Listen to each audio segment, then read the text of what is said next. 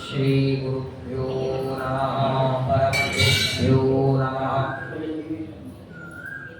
श्रीमदानंदतीर्थ भगवत्पादाचार्य गुरुभ्यो नमः।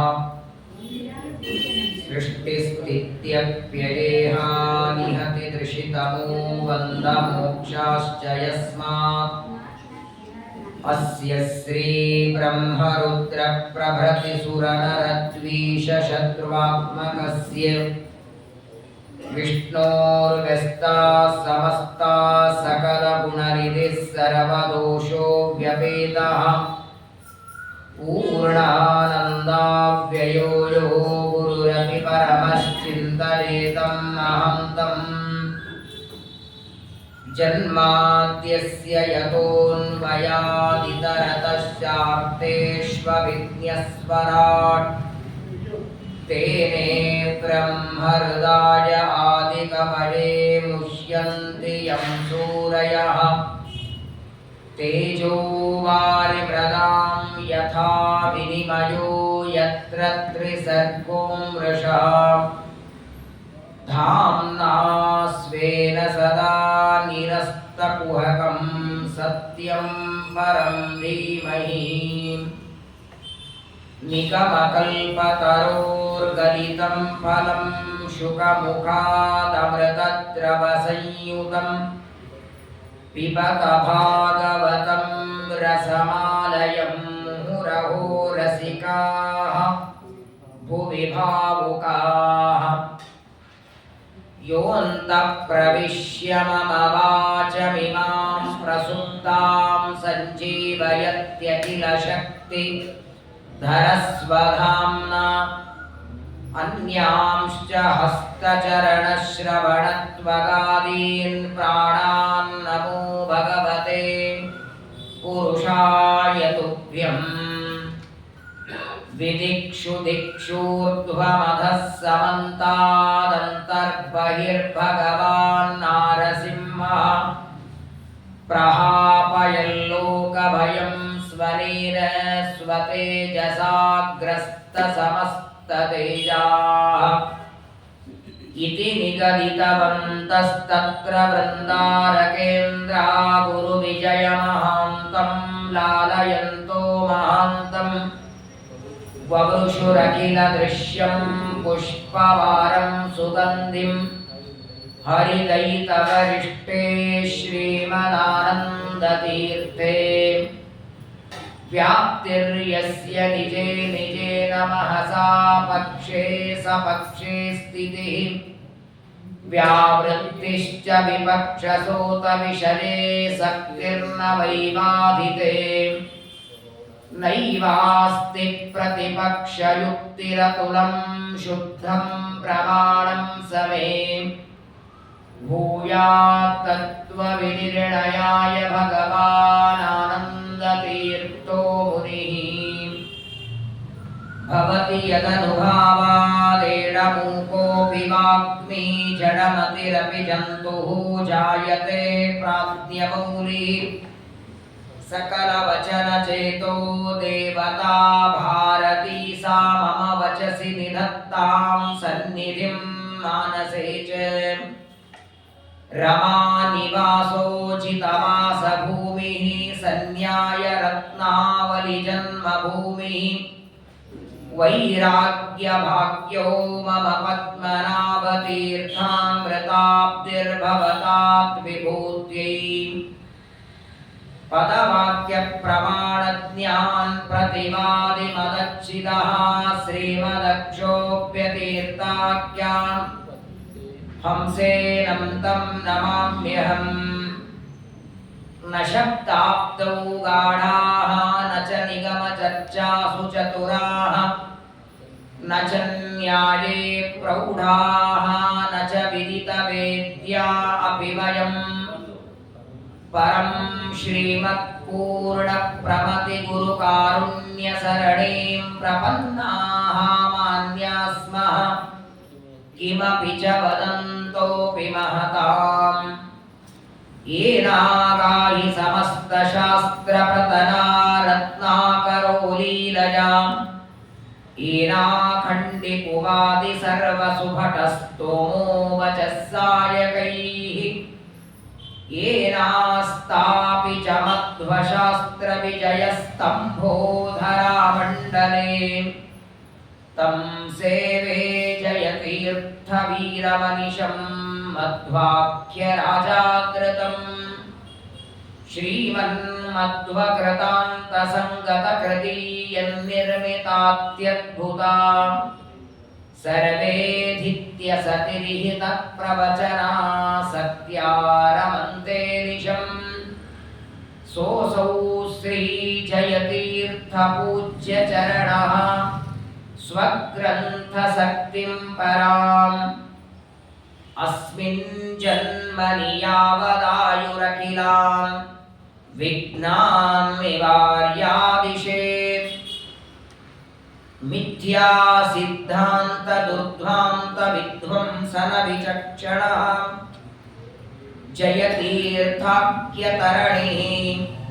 भासतां नो हृदम्बरे आनन्दतीर्थोपदिष्टो निधिर्नारायणाह्वयः प्रदर्शितो येन सम्यक् जयतीर्थं तमाश्रये श्रीमतो राघवेन्द्रस्य नमामि पदपङ्कजे कामिताशेषकल्याणललना कल्पपादपौ आपादमौलिपर्यन्तं गुरूणामाकृतिं स्मरेत् तेन विघ्नाः प्रणश्यन्ति सिद्ध्यन्ति च मनोरथाः श्रीगुरुभ्यो नमः वचनाद्देवदेवस्य विष्णोर्विश्वात्मनः प्रभोः वाहनत्वे वृतस्तस्य बभूवेन्द्रो महावृषः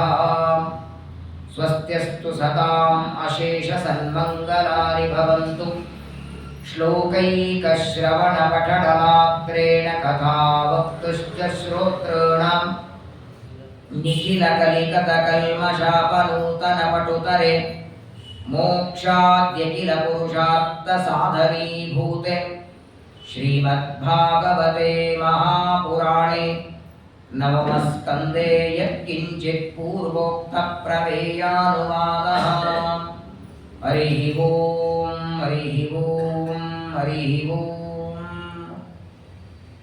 श्रीगुरुभ्यो नमः ಶ್ರೀಮದಾಚಾರ್ಯರ ಪ್ರೀತಿಯ ಶಿಷ್ಯರಾದ ಆಚಾರ್ಯರಿಂದ 5ನೇಯವರಾಗಿ ಪೀಠವನ್ನು ಅಲಂಕಾರ ಮಾಡಿದ ಟೀಕಾಕೃತ್ಪಾದರ ಮಧ್ಯಾರಾಧನೆಯ ಪುಣ್ಯ ಪರ್ವಕಾಲ ಇವತ್ತು. ಟೀಕಾಚಾರ್ಯರ ಪಾದ ಸೋಕಿದ ಕೊನೆ ಧೂಳಿ ತಾಕಿದ ಮನುಜರಿಗೆ ವಿಜಯದಾಸರು ಹೇಳ್ತಾರೆ, ಕೇವಲ 4 ಅಕ್ಷರ ಸ್ಮರಣೆ ಮಾಡಿದರೆ ಸಾಕು. ಜ ಎಂದು ನುಡಿಯಲು ಜಯಶೀಲನಾಗುವ, ಯ ಎಂದು ನುಡಿಯಲು ಯಮನಂಜುವ, ತಿ ಎಂದು ನುಡಿಯಲು ತಿಮಿರ ಪಾತಕ ಹಾನಿ, ಥ ಎಂದು ನುಡಿಯಲು ತಾಪತ್ರಯ ಪರಿಹಾರ.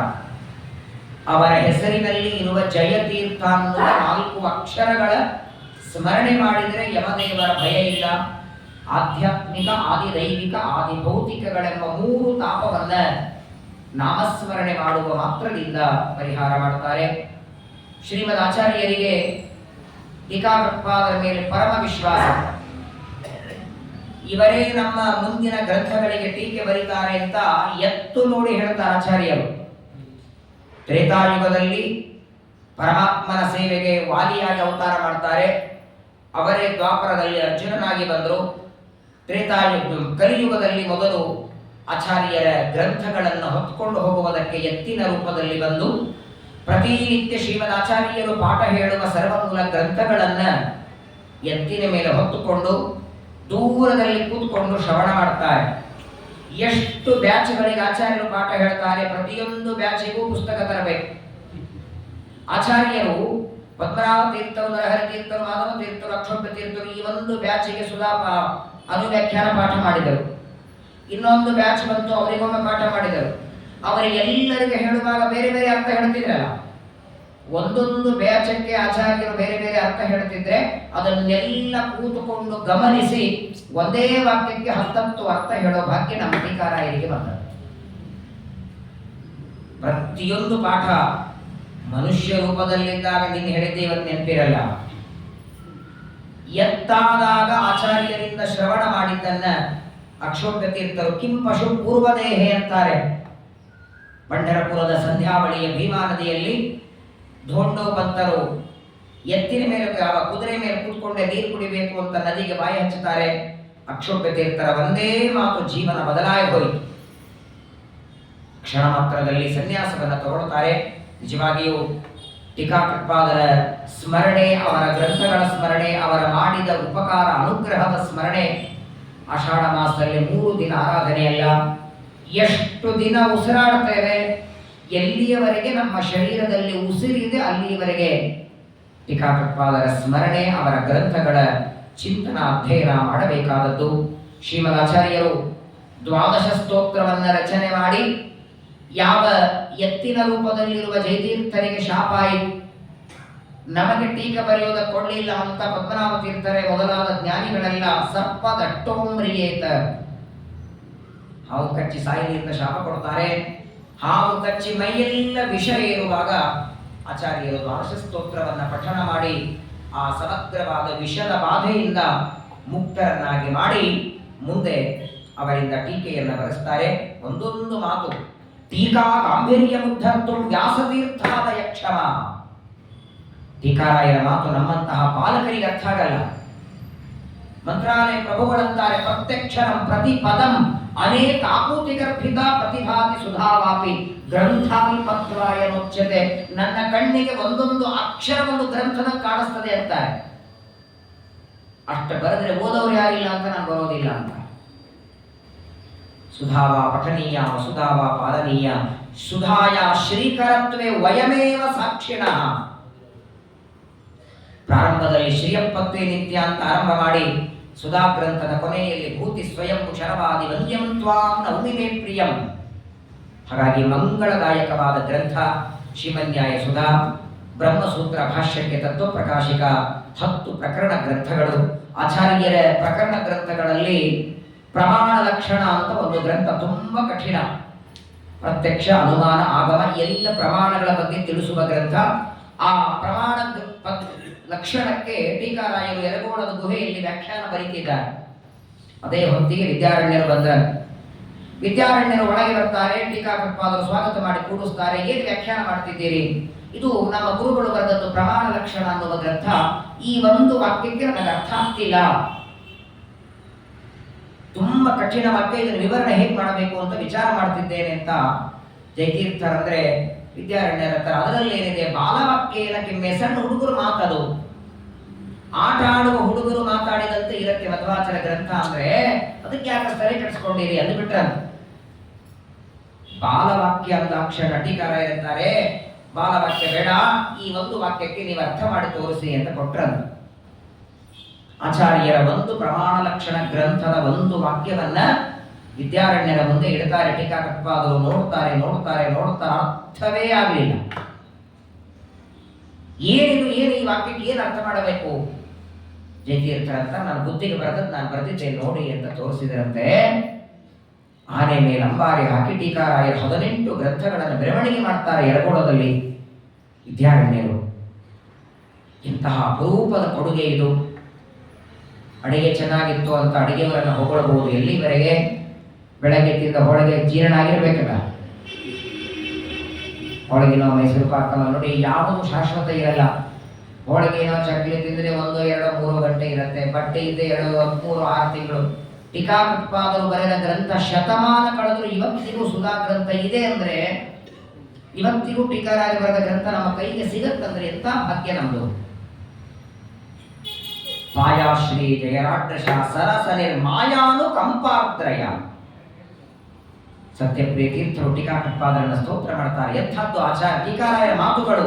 ಆಭಾಸತ್ವಮಿಯಾಯ ತಾರ್ಕಿಕ ಮತಂ ಪ್ರಾಭಾಕರ ಪ್ರಕ್ರಿಯ ಶೋಭಾಂ ನೈಕವಭಾರ ದೂರನಿಹಿತ ವೈಭಾಷಿಕಾದಿತ್ತಯಃ ರೀಭಾರೇಣ ನತಾಶ್ಚ ಶಂಕರ ಮುಖಃ ಶೋಭಾಕರೋ ಭಾಸ್ಕರಃ ಶ್ರೀಭಾಷ್ಯಂ ಜಯಯೋಗಿನಿ ಪ್ರವದತಿ ಸ್ವಾಭಾವಿಕೋದ್ಯನ್ಮತವು. ನ್ಯಾಯ, ಮೀಮಾಂಸಾ, ವೈಶೇಷಿಕ ಮತ ಏನು ಸುಧಾದಲ್ಲಿ ಖಂಡನ ಮಾಡ್ತಾರೆ. 10 ಕೋಟಿ ಅಲ್ಲ 50 ಕೋಟಿ ರೂಪಾಯಿ ಖರ್ಚು ಮಾಡಿ ವಜ್ರದ ಕವಚ ಮಾಡಿ ದೇವರಿಗೆ ತೊಡಗಿಸಿ, 50 ಕೋಟಿ ರೂಪಾಯಿ ಖರ್ಚು ಮಾಡಿ ಒಂದು ಕವಚ ಮಾಡಿ ಹಾಕಿ ಕೇಳಿ ದೇವರಿಗೆ ಆನಂದ ಆಯ್ತಾ ಅಂತ ಕೇಳಿ, ದೇವರಂತಾನೆ ಈ ಕವಚ ಹಾಕೋ ಬದಲಿ ಸುಧಾ ಗ್ರಂಥದ ಒಂದು ವಾಕ್ಯ ನನ್ನ ಮುಂದಿನ ಅನುವಾದ ಮಾಡಿದದಕ್ಕಿಂತ ಹೆಚ್ಚಿನ ಆನಂದ ಆಗಿರೋದು ನನಗೆ ಅಂತಾನೆ. ಟೀಕಾಕೃತ್ಪಾದರ ವಾಕ್ಯಗಳಿಗೆ ಅಷ್ಟು ಪ್ರಾಧಾನ್ಯತೆ ಪ್ರಾಶಸ್ತ್ಯತೆ. ಆದರೆ ನೋಡಿ, ಪ್ರಾಯ ಜಗತ್ತಿನೊಳಗೆ ಒಂದೆರಡು ಮಾತು ಅಥವಾ ಒಂದೆರಡು ಗ್ರಂಥಗಳು ಬಂದ್ರೆ ಅಹಂಕಾರ ಬರೋ ಚಾನ್ಸಸ್ ಇರ್ತದೆ. ಇವತ್ತು ಜಗತ್ತು ಮಾನ್ಯ ಮಾಡುವ ಯಾವುದನ್ನ ಓದಿದರೆ ಸುಧಾ ಪಂಡಿತ ಅಂತಾನೆ, ಅಂತಹ ಶ್ರೀಮನ್ಯಾಯ ಸುಧಾ ಬರೆದು ಕೊಟ್ಟರು ಕೂಡ ನಾನು ಪಂಡಿತ ಅಲ್ಲ, ನನಗೆ ಜ್ಞಾನ ಇಲ್ಲ, ನನಗೇನಿಲ್ಲ, ಗುರುಗಳ ಅನುಗ್ರಹದಿಂದ ನಾನು ಬರೆದಿದ್ದೇನೆ. ಏನು ಅಪಾರ ವೈರಾಗ್ಯನೂ ಹಾಗೆ ಇದೆ, ಅಹಂಕಾರ ಇಲ್ಲ, ಎಳ್ಳಷ್ಟು ಗರ್ವ ಇಲ್ಲ.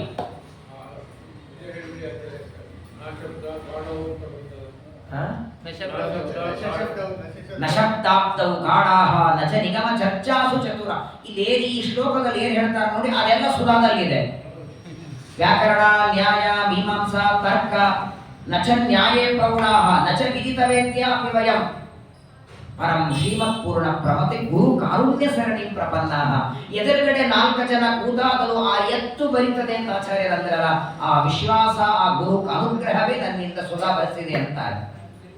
ವೇದವ್ಯಾಸ ದೇವರ ಅನುಗ್ರಹ ಆಚಾರ್ಯರು ಪಡೆದ ಹಾಗೆ ಶ್ರೀಮದ್ ಆಚಾರ್ಯರ ಅನುಗ್ರಹವನ್ನು ಪಡೆದವರು ದೇವಲೋಕದ ದೇವೇಂದ್ರಿಯವರು. ಸಂಪತ್ತಿಗೆ ಏನು ಕಡಿಮೆ ಅಂತ ಹೇಳಿ ನೋಡಿ, ಅವರ ಆರಾಧನೆಯಲ್ಲಿ 3 ಸ್ವೀಟ್ ಮಾಡಿದ್ರಂತೆ ಅಲ್ವಾ. ಪಾಪ ನಿನ್ನೆ ಹೇಳ್ತಿದ್ರು, ಯಾರು ಮುಂದೆ ಬರ್ತಾ ಇಲ್ಲ ಅನ್ನದಾನಕ್ಕೆ, ಯಾರು ಬರ್ತಿಲ್ಲ ಅಂದ್ರೆ 3 ಸ್ವೀಟ್ ಮಾಡಿಸಿದ್ದಾರೆ. ಟೀಕಾರಾಯರು ಬರೆದ ಸುಧಾ ಗ್ರಂಥ ಓದೋರು ಇವತ್ತು 2-3 ಸ್ವೀಟ್ ಹೋಳಿಗೆ ತಿಂದು ಸುಧಾ ಓದ್ತಾರೆ. ಸುಧಾ ಬರಿಬೇಕಾದ್ರೆ ಚೋಳದ ನುಂಚಿ ತಿಂತಿದ್ರು. ಏನ್ ಕಡಿಮೆ ಇತ್ತವ್ರಿಗೆ? ದೇವಲೋಕ ದೇವೇಂದ್ರ ಅವರು. ಪ್ರತಿಯೊಬ್ಬರು ಮನೆಯಲ್ಲಿ ಯಜ್ಞ ಮಾಡಿದ್ರೆ ಇಂದ್ರ ದೇವರಿಗೆ ಆಹುತಿ ಕೊಳ್ಳಾರ್ದಿಲ್ಲ. ಅದಕ್ಕೆ ಇಂದ್ರ ದೇವರಿಗೆ ಪುರುಹೂತ ಅಂತ ಒಂದು ಹೆಸರಿದೆ. ಯಾವಾಗಲೂ ಎಲ್ಲರಿಂದ ಆಹುತ ಅಂದ್ರೆ ಆಮಂತ್ರಣ. ಯಾವುದೇ ದೇವತೆಯನ್ನು ಬಿಡಬಹುದು, ಇಂದ್ರನಿಗೆ ಬಿಟ್ಟ ಆಮಂತ್ರಣ ಇಲ್ಲ. ಒಂದು ದಿನ ಇಂದ್ರ ಇಲ್ಲದೆ ಪೂಜೆ ಇಲ್ಲ. ಅಂತಹ ದೇವಲೋಕದ ದೊರೆ ಕೈಗೊಬ್ಬ ಕಾಲಿಗೊಬ್ಬ ಆಳುಗಳು ಅಪ್ಸರಾಸ್ತ್ರೀಯರು ನೋಡಿದ್ದು ಬೇಡಿದ್ದು ತಿನ್ನಬಹುದಾಗಿತ್ತು. ಏನು ವೈರಾಗ್ಯ! ಇಷ್ಟೇ ಜೋಳದ ನುಚ್ಚು, ಉಪ್ಪಿಲ್ಲ, ಖಾರಿಲ್ಲ, ಇಷ್ಟು ವೈರಾಗ್ಯ ಟೀಕಾರಲ್ಲಿದ್ರೆ ಇನ್ನೂ ವೈರಾಗ್ಯ ಪದ್ಮನಾಭ ತೀರ್ಥರಿದ್ದಂಗೆ ಬರಲಿ ಅಂತಾರೆ. ವೈರಾಗ್ಯ ಭಾಗ್ಯೋ ಮಮ ಪದ್ಮನಾಭ ತೀರ್ಥ ಪ್ರತಾಪ್ತಿರ್ ಭವತಾತ್ ವಿಭೂತಿ. ಹಾಗಾಗಿ ಶ್ರೀಮದ್ ಆಚಾರ್ಯರ ಅನುಗ್ರಹವನ್ನ ತಾವು ಪರಿಪೂರ್ಣವಾಗಿ ಪಡೆದು ನಮ್ಮಂತಹ ಅಲ್ಪಮತಿಗಳ ಮೇಲೆ ಅನುಗ್ರಹ ಮಾಡುವುದಕ್ಕೆ ಭೂಮಿಯಲ್ಲಿ ಅವತಾರ ಮಾಡಿ 20 ವರ್ಷಗಳವರೆಗೆ ಪೀಠದ ಮೇಲೆ ಇದ್ದು 200 ವರ್ಷ ಆದರೂ ಮುಗಿದೇ ಇರುವಷ್ಟು ಗ್ರಂಥ ಬರೆದಿದ್ದಾರೆ. ಆಚಾರ್ಯರ 37 ಗ್ರಂಥಗಳಲ್ಲಿ 18 ಗ್ರಂಥಗಳಿಗೆ ಟೀಕೆ ಬರೆದಿದ್ದಾರೆ.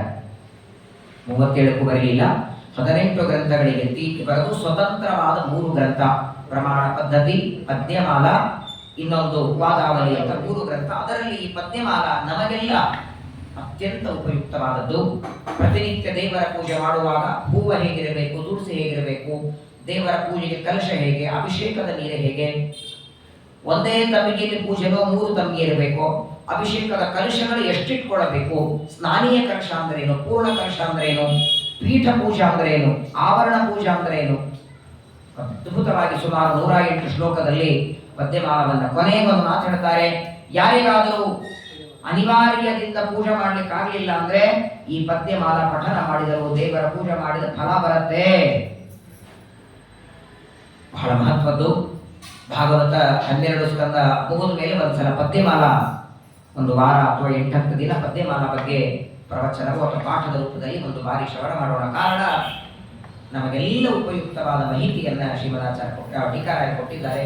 ಅಂತಹ 18 ಟೀಕಾ ಗ್ರಂಥ, 3 ಸ್ವತಂತ್ರ 21 ಗ್ರಂಥಗಳನ್ನ ಜಗತ್ತಿಗೆ ಕೊಟ್ಟಂತಹ ಮಹನೀಯರನ್ನ ಎಷ್ಟು ಬಾರಿ ನಮಸ್ಕಾರ ಮಾಡಿದರೂ ಕಡಿಮೆ ಇದೆ. ಕೋಟಿ ಕೋಟಿ ನಮಸ್ಕಾರವನ್ನು ಮಾಡಿ ಇವತ್ತು ಪ್ರಾತಃ ಕಾಲದಿಂದ ಭಜನೆ, ಪಾರಾಯಣ, ಟೀಕಾರಾಯರು ಬರೆದ ಗ್ರಂಥಗಳ ಅತ್ಯಂತ ಶ್ಲೋಕಗಳ ಪಾರಾಯಣವನ್ನು ನೀವೆಲ್ಲ ಮಾಡಿದ್ದೀರಿ.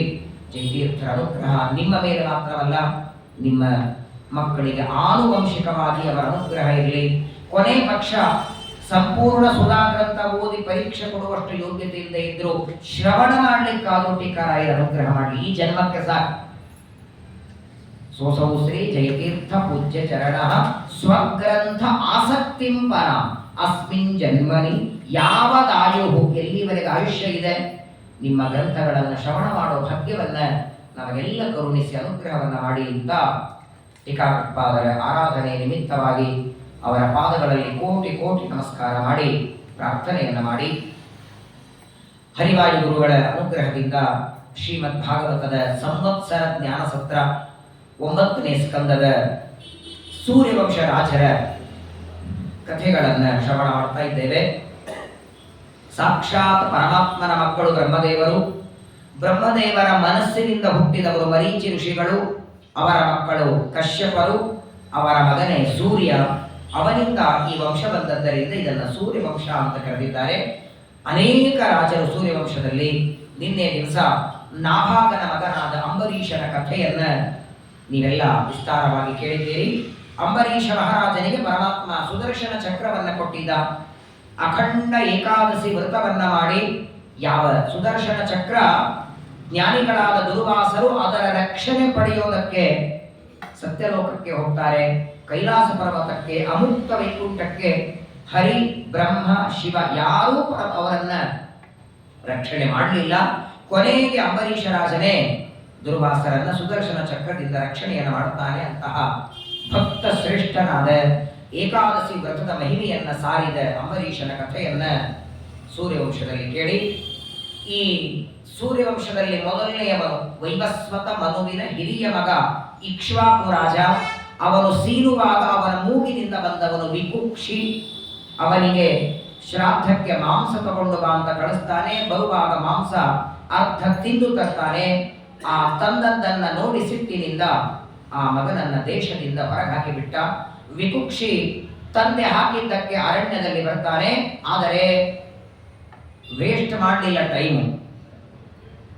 ತಂದೆ ಹೇಗೂ ಅರಣ್ಯದಕ್ಕೆ ರಾಜ್ಯ ಬಿಟ್ಟು ಕಳಿಸಿದ್ದಾನೆ ಅಂತ ಅರಣ್ಯಕ್ಕೆ ಬಂದು ಅರಣ್ಯದೊಳಗೆ ಝಾಪಕ ಅಂತ ಒಬ್ಬ ಋಷಿಗಳು ಅವರ ಸಂಪರ್ಕ ಆಯಿತು. ಆ ಋಷಿಗಳು ಕೇಳ್ತಾರೆ, ನೀನು ಇಕ್ಷ್ವಾಕುವಿನ ಮಗ ಅಲ್ವಾ? ಹೌದು ಸ್ವಾಮಿ, ನಾನು ಶ್ರಾದ್ದಕ್ಕೆ ತರುವ ಮಾಂಸ ಅರ್ಧ ತಿಂದದ್ದಕ್ಕೆ ತಂದೆ ರಾಜ್ಯ ಬಿಟ್ಟು ಕಳಿಸಿದ್ದಾರೆ. ಈಗ ಅರಣ್ಯದಲ್ಲಿ ಏನ್ ಮಾಡಬೇಕು ಅಂತಿಲ್ಲ, ಅರಣ್ಯಕ್ಕೆ ಹೋಗು ಅಂತ ಅಪ್ಪ ಕಳಿಸಿಬಿಟ್ಟಿದ್ದಾರೆ. ಚಿಂತೆ ಮಾಡಬೇಡ, ನನ್ನ ಜೊತೆಗೆ ನಡಿ, ನಿನಗೆ ತತ್ವಜ್ಞಾನ ಉಪದೇಶ ಮಾಡ್ತೇನೆ ಅಂತ ಜಾಪಕ ಅನ್ನುವ ಋಷಿಗಳು ಆ ಇಕ್ಷ್ವಾಕುವಿನ ಮಗನಾದ ವಿಕುಕ್ಷಿಯನ್ನ ಅನೇಕ ವರ್ಷಗಳವರೆಗೆ ಜ್ಞಾನವನ್ನ ಉಪದೇಶ ಮಾಡಿ ಆ ಇಕ್ಷ್ವಾಕು ರಾಜ ಮರಣ ಹೊಂದುವವರೆಗೆ ಜಾಪಕ ಋಷಿಗಳ ಆಶ್ರಯದಲ್ಲಿರ್ತಾನೆ. ತಂದೆ ಮರಣ ಹೊಂದಿದ ಮೇಲೆ ಮತ್ತೆ ವಿಕುಕ್ಷಿ ರಾಜ್ಯಕ್ಕೆ ಬರ್ತಾನೆ. ಅನೇಕ ವರ್ಷಗಳವರೆಗೆ ರಾಜ್ಯ ಆಳ್ತಾನೆ. ಮುಂದೆ ಈ ವಿಕುಕ್ಷಿಗೆ, ಇಕ್ಷ್ವಾಕುವಿನ ಮಗನಾದ ವಿಕುಕ್ಷಿಗೆ ಪುರಂಜಯ ಅಂತ ಮಗ ಹುಟ್ಟುತ್ತಾನೆ. ಮಹಾಧಾರ್ಮಿಕ ಇವನು. ಪುರಂಜಯಸ್ತಸ್ಯ ಸುತಃ ಇಂದ್ರವಾಹೈತೀರಿತಃ. ಈ ವಿಕುಕ್ಷಿಯ ಮಗನಾದ ಪುರಂಜಯನಿಗೆ ಇನ್ನೊಂದು ಹೆಸರಿತ್ತು, ಇಂದ್ರವಾಹ. ಇಂದ್ರವಾಹ ಅಂದ್ರೆ ಇಂದ್ರದೇವರೇ ಯಾರಿಗೆ ವಾಹನನಾಗಿ ಬಂದಿದ್ದಾರೋ, ಗರುಡ ದೇವರನ್ನ ವಾಹನ ಮಾಡಿಕೊಂಡದ್ದು ಪರಮಾತ್ಮ, ನಂದಿಯನ್ನ ವಾಹನ ಮಾಡಿಕೊಂಡದ್ದು ರುದ್ರದೇವರು. ಹಂಗೆ ಇಂದ್ರದೇವರನ್ನ ತನ್ನ ವಾಹನವಾಗಿ ಮಾಡಿಕೊಂಡು ಯುದ್ಧಕ್ಕೆ ಹೋಗ್ತಿದ್ದ ಯಾರು? ಈ ಪುರಂಜಯ. ಎಂಥ ರಾಜರೇನು! ಇಂದ್ರದೇವರಂದ್ರೆ ತಾರತಮ್ಯದಲ್ಲಿ 8ನೇ ಕಕ್ಷಾದಲ್ಲಿ ದೇವೇಂದ್ರ. ಹಾಗಾಗಿ ಈ ವಿಕುಕ್ಷಿಯ ಮಗನಾದ ಇವನಿಗೆ ಪುರಂಜಯ ಅನ್ನೋದರ ಜೊತೆಗೆ ಇಂದ್ರವಾಹ ಅಂತ ಹೆಸರಿ. ಪರೀಕ್ಷಿತ ರಾಜರು ಕೇಳ್ತಾರೆ ಶುಕಾಚಾರ್ಯರಿಗೆ, ಹೆಂಗ ಬಂತು ಸ್ವಾಮಿ ಹೆಸರಿದು? ಇಂದ್ರದೇವರು ವಾಹನಾಗಿ ಬಂದ್ರ ಇವನಿಗೆ? ದೇವಲೋಕದ ಒಡೆಯವರು. ಇಂದ್ರದೇವರು ಹೊರಟ್ರೆ ಸಾಕು, ಅವರಿಗೆ ರಥ ಕುದುರೆ ತಂದು ನಿಲ್ಲಿಸುವ ಸಾರಥಿಗಳಿದ್ದಾರೆ. ಇವನ ಕಥೆಯನ್ನು ಹೇಳಿ ಅಂದಾಗ ಶುಕಾಚಾರ್ಯ ಹೇಳ್ತಾರೆ, ಕೃತಾಂತೆ ಆಸೀತ್ ಸಮರೇ ದೇವಾನಾಂ ಸಹ ದಾನವೈಹಿ. ನೋಡು ಪರೀಕ್ಷಿತ, ಕೃತಯುಗದ ಕೊನೆಯಲ್ಲಿ ದೇವತೆಗಳಿಗೆ ದಾನವರಿಗೆ ಒಂದು ಯುದ್ಧ ನಡೆಯಿತು. ಕೃತಯುಗದ ಕೊನೆಯ ಭಾಗ. ಆ ಸಂದರ್ಭದಲ್ಲಿ ಏನಾಯಿತು? ದೇವತೆಗಳೆಲ್ಲ ಸೋತು ಬಿಡ್ತಾರೆ ಯುದ್ಧದಲ್ಲಿ. ದೈತ್ಯರ ಜೊತೆಗೆ ಯುದ್ಧದಲ್ಲಿ ದೇವತೆಗಳ ಸೋತಾಗ ಇವನ ಹತ್ರ ಬಂದ್ರ. ಯಾರತ್ರ? ವಿಕುಕ್ಷಿಯ ಮಗನಾದ ಪುರಂಜಯನ ಹತ್ರ. ಎದಕ್ಕೆ? ಸಹಾಯ ಕೇಳೋದಕ್ಕೆ. ದೈತ್ಯರ ಜೊತೆಗೆ ಯುದ್ಧ ಆಗಿದೆ, ಯುದ್ಧದಲ್ಲಿ ಸೋತಿದ್ದೇವೆ, ನೀ ನಮಗೆ ಸಹಾಯ ಮಾಡಬೇಕು ಅಂತ ಕೇಳೋದಕ್ಕೆ ಬರ್ತಾರೆ. ಇವನಂದ, ನಾನು ಅವಶ್ಯವಾಗಿ ಸಹಾಯ ಮಾಡ್ತೇನೆ, ಯುದ್ಧದಲ್ಲಿ ನಿಮಗೆ ಜಯ ಸಿಗೋ ಹಾಗೆ ಮಾಡ್ತೇನೆ, ನಮ್ದೊಂದು ಕರಾರಿದೆ ಅಂತ. ಪುರಂಜಯ ಹೇಳಪ್ಪ ಏನ್ ಮಾಡಬೇಕು? ದೇವತೆಗಳು ಕೇಳ್ತಾರೆ. ಇವನಂತಾನೆ, ಇಂದ್ರದೇವರು ನನಗೆ ವಾಹನನಾಗಿ ಬಂದ್ರೆ ಆ ಇಂದ್ರದೇವರ ಹೆಗಲ ಮೇಲೆ ಕೂತುಕೊಂಡು ಯುದ್ಧ ಮಾಡಿ ದೈತ್ಯರನ್ನೆಲ್ಲ ಸಂಹಾರ ಮಾಡಿ ನಿಮಗೆ ಯುದ್ಧದಲ್ಲಿ ಜಯವನ್ನ ಕೊಡ್ತೇನೆ. ಇಂದ್ರದೇವರು ವಾಹನನಾಗಿ ಬಂದಾಗ ನಾನು ಯುದ್ಧ ಮಾಡ್ತೇನಂದ್ರೆ ಒಪ್ಕೊಳ್ತಾರ ಇಂದ್ರದೇವರು? ಸಂಕೋಚ ಆಯ್ತವರಿಗೆ. ವಾಹನತ್ವೇ ವ್ರತಸ್ಥಸ್ಯ ಬಭೂವೇಂದ್ರೋ ಮಹಾವರ್ಷಃ. ಇಂದ್ರದೇವರು ವಿಚಾರ ಮಾಡ್ತಾರೆ, ಏನ್ ಮಾಡಬೇಕೀಗ? ಆ ಸಂದರ್ಭದಲ್ಲಿ ಪರಮಾತ್ಮ ಇಂದ್ರದೇವರಿಗೆ ಆಜ್ಞೆ ಮಾಡ್ತಾನೆ, ಕೆಲವು ಪ್ರಸಂಗಗಳಲ್ಲಿ ನಾವು ನಮಗಿಂತ ಸಣ್ಣವರಿಗೂ ಅನುಗ್ರಹ ಮಾಡಬೇಕಾಗತ್ತೆ. ಪುರಂಜಯ ವಾಸ್ತವಿಕವಾಗಿ ಯೋಗ್ಯತೆ ನಿನಗಿಂತ ಸಣ್ಣವ, ಆದರೆ ಅವನಲ್ಲಿ ಅಪಾರವಾದ ಶಕ್ತಿ ಇದೆ, ಪರವಾಗಿಲ್ಲ, ನೀನು ವಾಹನವಾಗಿ ಅವನಿಗೆ ಅನುಗ್ರಹವನ್ನು ಮಾಡುವಂದಾಕ್ಷಣ ದೇವರ ಮಾತನ್ನ ಕೇಳಿ ಇಂದ್ರದೇವರು ಎತ್ತಾಗ್ತಾರೆ.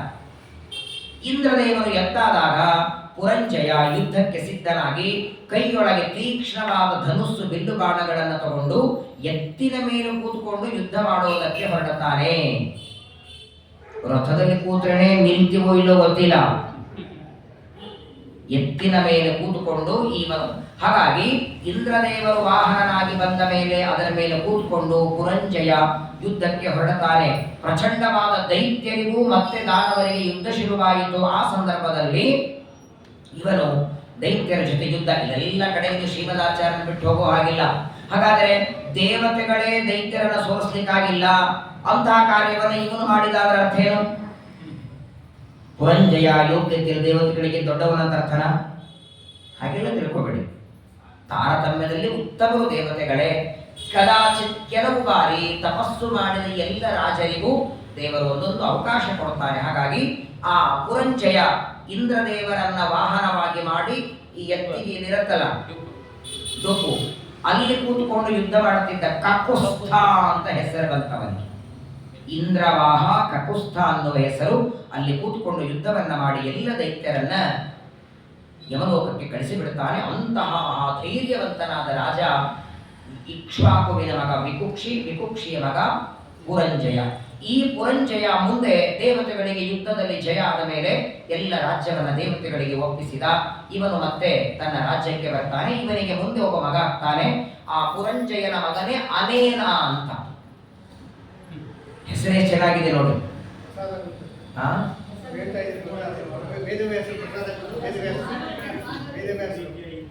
ಅನೇನ ಅಂತ ಮಗ ಹುಟ್ಟುತ್ತಾನೆ ಪುರಂಜಯನಿಗೆ. ಈ ಅನೇನ ಅನ್ನುವ ಮಗ ತಂದೆಯಂತೆ ಇವನು ಮಹಾಪರಾಕ್ರಮಿ, ಭಾರೀ ಪರಾಕ್ರಮಿ. ಯಾವಾಗ ಇಕ್ಷ್ವಾಕು ವಿಕುಕ್ಷಿಗೆ ರಾಜ್ಯ ಕೊಡ್ಲಿಲ್ಲ, ಹಾಗೆ ಹೋಗಿಬಿಟ್ಟಿದ್ದ. ಆದ್ರೆ ವಿಕುಕ್ಷಿ ತಾನು ಅರಣ್ಯಕ್ಕೆ ಹೋಗುವಾಗ ಮಗನಿಗೆ ರಾಜ್ಯ ಕೊಟ್ಟ ಪುರಂಜಯನಿಗೆ. ಪುರಂಜಯ ಅನೇನನಿಗೆ ಕೊಡ್ತಾನೆ. ಅನೇನನ ಮಗ ಪೃಥು ಅಂತ. ಇವರು ಬೇರೆ. ಚತುರ್ಥ ಸ್ಕಂದದಲ್ಲಿ ಬಂದ ಪೃಥು ಚಕ್ರವರ್ತಿ ಬೇರೆ, ಮೊದಲ ಮಾಡ್ಕೋಬೇಡಿ. ಪೃಥು ಚಕ್ರವರ್ತಿ ದೇವರ ಅವತಾರ, ಅದು ರಾಜರಾಜೇಶ್ವರ ಅನ್ನುವ ಆವೇಶ ಅವನಲ್ಲಿ. ಇವನೊಬ್ಬ ಸಾಮಾನ್ಯ ರಾಜ. ಪುರಂಜಯನ ಮೊಮ್ಮಗ, ಅನೇನನ ಮಗ. ಈ ಪುರಂಜಯನ ಮಗ ಅನೇನ, ಅನೇನನ ಮಗ ಪೃಥುರಾಜ. ಈ ಪೃಥುರಾಜನಿಗೆ ವಿಶ್ವಗಂಧಿ ಅಂತ ಮಗ ಆಗ್ತಾನೆ. ಆ ವಿಶ್ವಗಂಧಿಗೆ ಚಂದ್ರ ಅಂತ ಮಗ ಆಗ್ತಾನೆ. ಅವರಿಗೆ ಯುವನಾಶ್ವ ಅಂತ ಮಗನ. ನಾಳೆ ಇದನ್ನ ಹೇಳೋದಕ್ಕೆಲ್ಲ ಹೆಸರುಗಳು. ಯಾರ ಮಗ ಯಾರು? ನವಮಸ್ಕಂದ ಭಾಗವತ ಒಂದು ಪರೀಕ್ಷೆ ಕೊಟ್ರಿ ಅಂದ್ರೆ ಸಾಕು. ಟೀಕಾರಾಯರಂತಾರೆ, ದೇವರ ಹತ್ರ ಹೋಗಿ ಬೇಡ್ತಾರೆ, ಸ್ವಾಮಿ ಇವರಿಗೆಲ್ಲ ಬೇಗ ಮೋಕ್ಷ ಕಳಿಸ್ಬಿಡು ಅಂತ. ನವಮಸ್ಕಂದ ಬೈಪಾಟ್ ಪರೀಕ್ಷೆ ಕೊಟ್ಟಿದ್ದಾರಂದ್ರೆ ಏನಿಲ್ಲ. ಪೃಥುರಾಜ, ಪೃಥುವಿನ ಮಗ ವಿಶ್ವಗಂಧಿ, ಅವನ ಮಗ ಚಂದ್ರ. ಚಂದ್ರನ ಮತ್ತು ಆ ಚಂದ್ರ ತಾನು ತಗೋಬೇಡಿ, ಇವನೊಬ್ಬ ಚಂದ್ರ ಬೇರೆ. ಇವನ ಮಗ ಯುವನಾಶ್ವ. ಈ ಯುವನಾಶ್ವ ರಾಜ ಇವನು ಕೂಡ ವಿವಾಹ ಮಾಡಿಕೊಳ್ಳುತ್ತಾನೆ. ಇವನಿಗೂ ಸಂತಾನ ಇರಲಿಲ್ಲ. ದೊಡ್ಡ ಪಟ್ಟಣ ಕಟ್ಕೊಂಡಿದ್ದ, ಶಾವಸ್ತ್ರಿ ಅಂತ ಒಂದೇ ಪಟ್ಟಣ. ಆ ಪಟ್ಟಣದಲ್ಲಿ ರಾಜ್ಯವನ್ನು ಆಳ್ತಾ ಇದ್ದಾನೆ. ಆ ಸಂದರ್ಭದಲ್ಲಿ ಈ ಯುವನಾಶ್ವ ರಾಜನಿಗೆ ಸಂತಾನ ಇಲ್ಲದಿದ್ದಾಗ ಒಂದು ದಿನ ಮತ್ತೆ ವಸಿಷ್ಠರ ಹತ್ರ ಹೋದ. ಹಿಂದೆಲ್ಲ ಈ ಸೂರ್ಯವಂಶದಲ್ಲಿ ಯಾವ ರಾಜರ ಕಥೆ ನೋಡಿ, ಸಂತಾನ ಇಲ್ಲ ಅಂದ್ರೆ ನೆನಪಾಗೋದೇ ವಸಿಷ್ಠರು. ಇವಾಗ ಸಂತಾನ ಮಕ್ಕಳಾಗಿಲ್ಲ ಅಂದ್ರೆ ಇವರೆಲ್ಲ 108 ಹಾಸ್ಪಿಟಲ್ ಹೋಗಿ ಚೆಕ್ ಮಾಡಿ ಅವರೆಲ್ಲ ಕೈ ಕೊಟ್ಟಾಗ ಆಚಾರ ಹತ್ರ ಬಂದಿರ್ತಾರೆ. ಮೊದಲು ಪುರೋಹಿತರು ಆಚಾರ್ಯರು ವಸಿಷ್ಠರ ಹತ್ರ ಬಂದು ವಸಿಷ್ಠರಿಗೆ ಪ್ರಾರ್ಥನೆ ಮಾಡ್ತಾನೆ, ಮುಂದೆ ಸಂತಾನ ಆಗುವಂತಹ ಒಂದು ಏನಾದರೂ ಉಪಾಯವನ್ನು ಹೇಳಿ. ಏನಾಗಿತ್ತಂದ್ರೆ ಈ ಯುವನಾಶ್ವರಾಜನಿಗೆ ಒಬ್ಬರಲ್ಲ ಇಬ್ಬರಲ್ಲ 100 ಜನ ಮಕ್ಕಳಿದ್ದಾರೆ. ಹೆಂಡಂದ್ರಿದ್ರು. ಸಂತಾನ ಆಗಿಲ್ಲ, ಮೊದಲನೇ ಹೆಂಡತಿಯಲ್ಲಿ ಮಗುವಾಗಿಲ್ಲ ಅಂತ ಎರಡನೇದು, ಎರಡನೇದರಲ್ಲಿ ಮಗುವಾಗಿಲ್ಲ ಅಂತ ಮೂರನೇದು, ಮೂರನೇದರಲ್ಲಿ ಅಂತ ನಾಲ್ಕನೇದು, ಹೀಗೆ ಸಂತಾನ ಆಗಿಲ್ಲ ಅಂತ ಹೇಳಿ 100 ಜನ ಕನ್ಯೆಯರನ್ನ ವಿವಾಹ ಮಾಡಿಕೊಂಡಿದ್ದ ಯುವನಾಶ್ವರಾಜ. 100 ಜನರಲ್ಲಿಯೂ ಇವನಿಗೆ ಸಂತಾನ ಆಗಲಿಲ್ಲ. ಆ ಸಂದರ್ಭದಲ್ಲಿ ಜ್ಞಾನಿಗಳಾದ ಪುರೋಹಿತರಾದ ವಸಿಷ್ಠರನ್ನ ಕರೆದು ಯುವನಾಶ್ವರಾಜ ಪ್ರಾರ್ಥನೆ ಮಾಡ್ತಾನೆ. ವಸಿಷ್ಠರಂತಾರೆ, ಅವಶ್ಯವಾಗಿ ನಿನಗೆ ಸಂತಾನ ಆಗುವ ಹಾಗೆ ಒಂದು ಯಜ್ಞವನ್ನ ಮಾಡ್ತೇನೆ. ಆ ಯಜ್ಞದಲ್ಲಿ ಆಹುತಿ ಕೊಟ್ಟಾಗ ಯಜ್ಞಕುಂಡದಿಂದ ಅನ್ನದ ಪಾತ್ರೆ ಬರುತ್ತೆ, ಹಾಗೆಲ್ಲ ಆಗಲ್ಲ. ಇದು ಹೆಸರೇ ಒಂದು ಬಂಗಾರದ ಕಲಶದಲ್ಲಿ ನೀರನ್ನು ತುಂಬಿ ಅಭಿಮಂತ್ರಣ ಮಾಡಿ 3 ದಿನಗಳ ಒಳಗೆ ಅಭಿಮಂತ್ರಣ ಮಾಡಿ ಆ ನೀರನ್ನ 4ನೇ ದಿನ ನಿನ್ನ ಹೆಂಡತಿಗೆ ಕೊಡುತ್ತದೆ. ಆ ನೀರು ಕುಡಿಯುವ ಮಾತ್ರದಿಂದ ಸಂತಾನವಾಗುತ್ತೆ.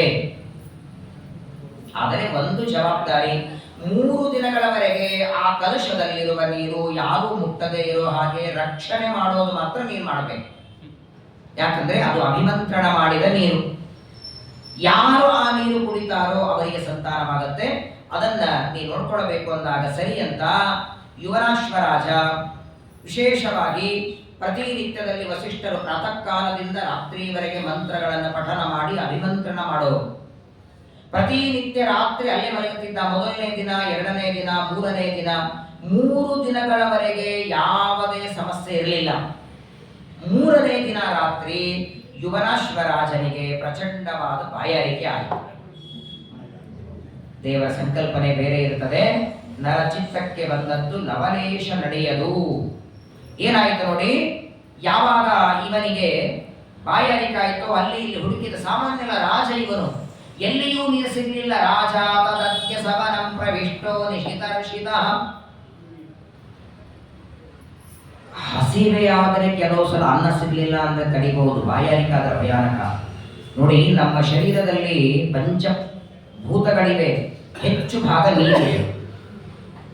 ಹಾಗಾಗಿ ಏಕಾದಶಿ ಕೆಲವು ಸಲ ಅನ್ನ ಇಲ್ಲ, ಅವಲಕ್ಕಿ ಇಲ್ಲ ಅಂದ್ರೆ ಇರ್ಬೋದು, ಒಂದು ಊಟ ಪಾನಕ ಮಾಡ್ಕೊಡ್ಕೊಂಡು ಇರ್ಬೋದು, ಅನ್ನ ಇಲ್ಲದೆ ಬದುಕಬಹುದು. ನೀರು ಅತ್ಯಂತ ಅಗತ್ಯ. ಯುವನಾಶ್ವರಾಜನಿಗೆ ಬಾಯಾರಿಕಾಗಿದೆ, ಎಲ್ಲಿಯೂ ನೀರು ಸಿಗಲಿಲ್ಲ. ಅದನ್ನ ರಕ್ಷಣೆ ಮಾಡುವಂತ ಯಾವ ಕಲಶವನ್ನ ವಸಿಷ್ಠರು ಹೇಳಿದ್ದಾರೋ ಅದನ್ನ ಎತ್ತಿ ಘಟ ನೀರು ಕುಡಿದು ಇಟ್ಟುಬಿಟ್ಟ.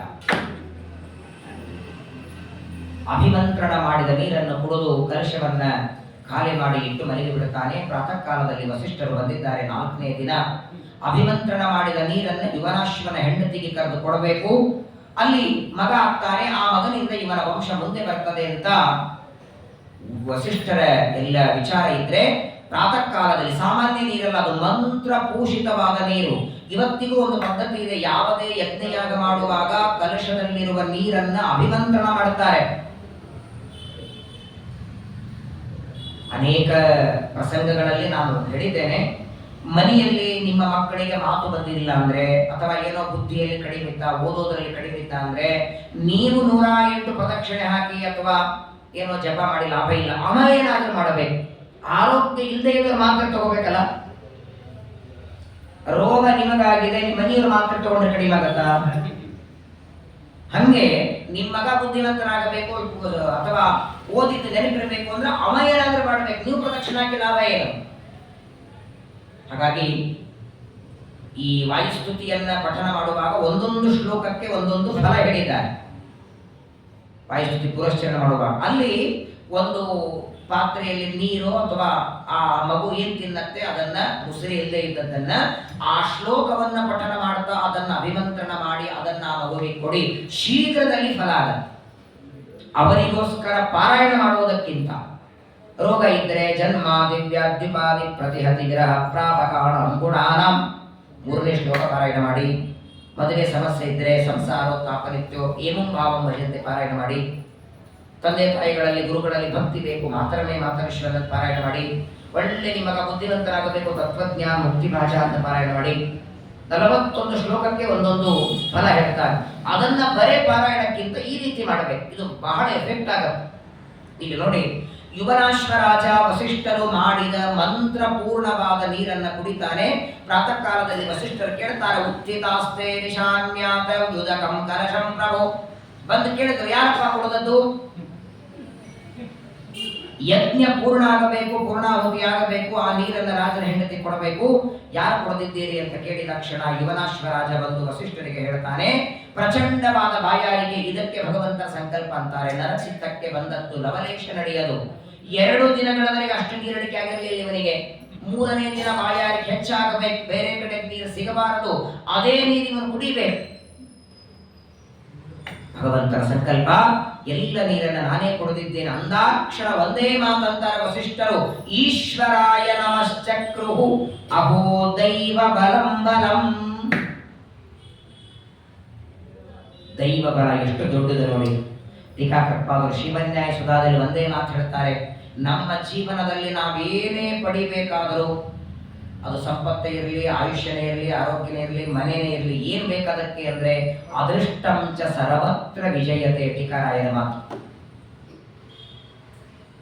ಒಳ್ಳೆ ಮಂಚ ಇದೆ, ಮಂಚದ ಮೇಲೆ ಬೆಡ್ ಇದೆ, ಗಾದಿ ಇದೆ, ನಿಮ್ಮ ಕೈಯಲ್ಲೇ ರಿಮೋಟ್ ಇದೆ, ಎಸಿದು ಬೇಕೋ ಬೇಡೋ ನೀವೇ ಮಾಡಬಹುದು, ಫ್ಯಾನ್ ಬಟನ್ ನಿಮ್ಮ ಕೈಯಲ್ಲೇ ಇದೆ, ಅದರ ನಿದ್ದೆ ನಿಮ್ಮ ಕೈಯಲ್ಲಿಲ್ಲ. ಆ ಕೊಟ್ಟೆ ಉಂಟು.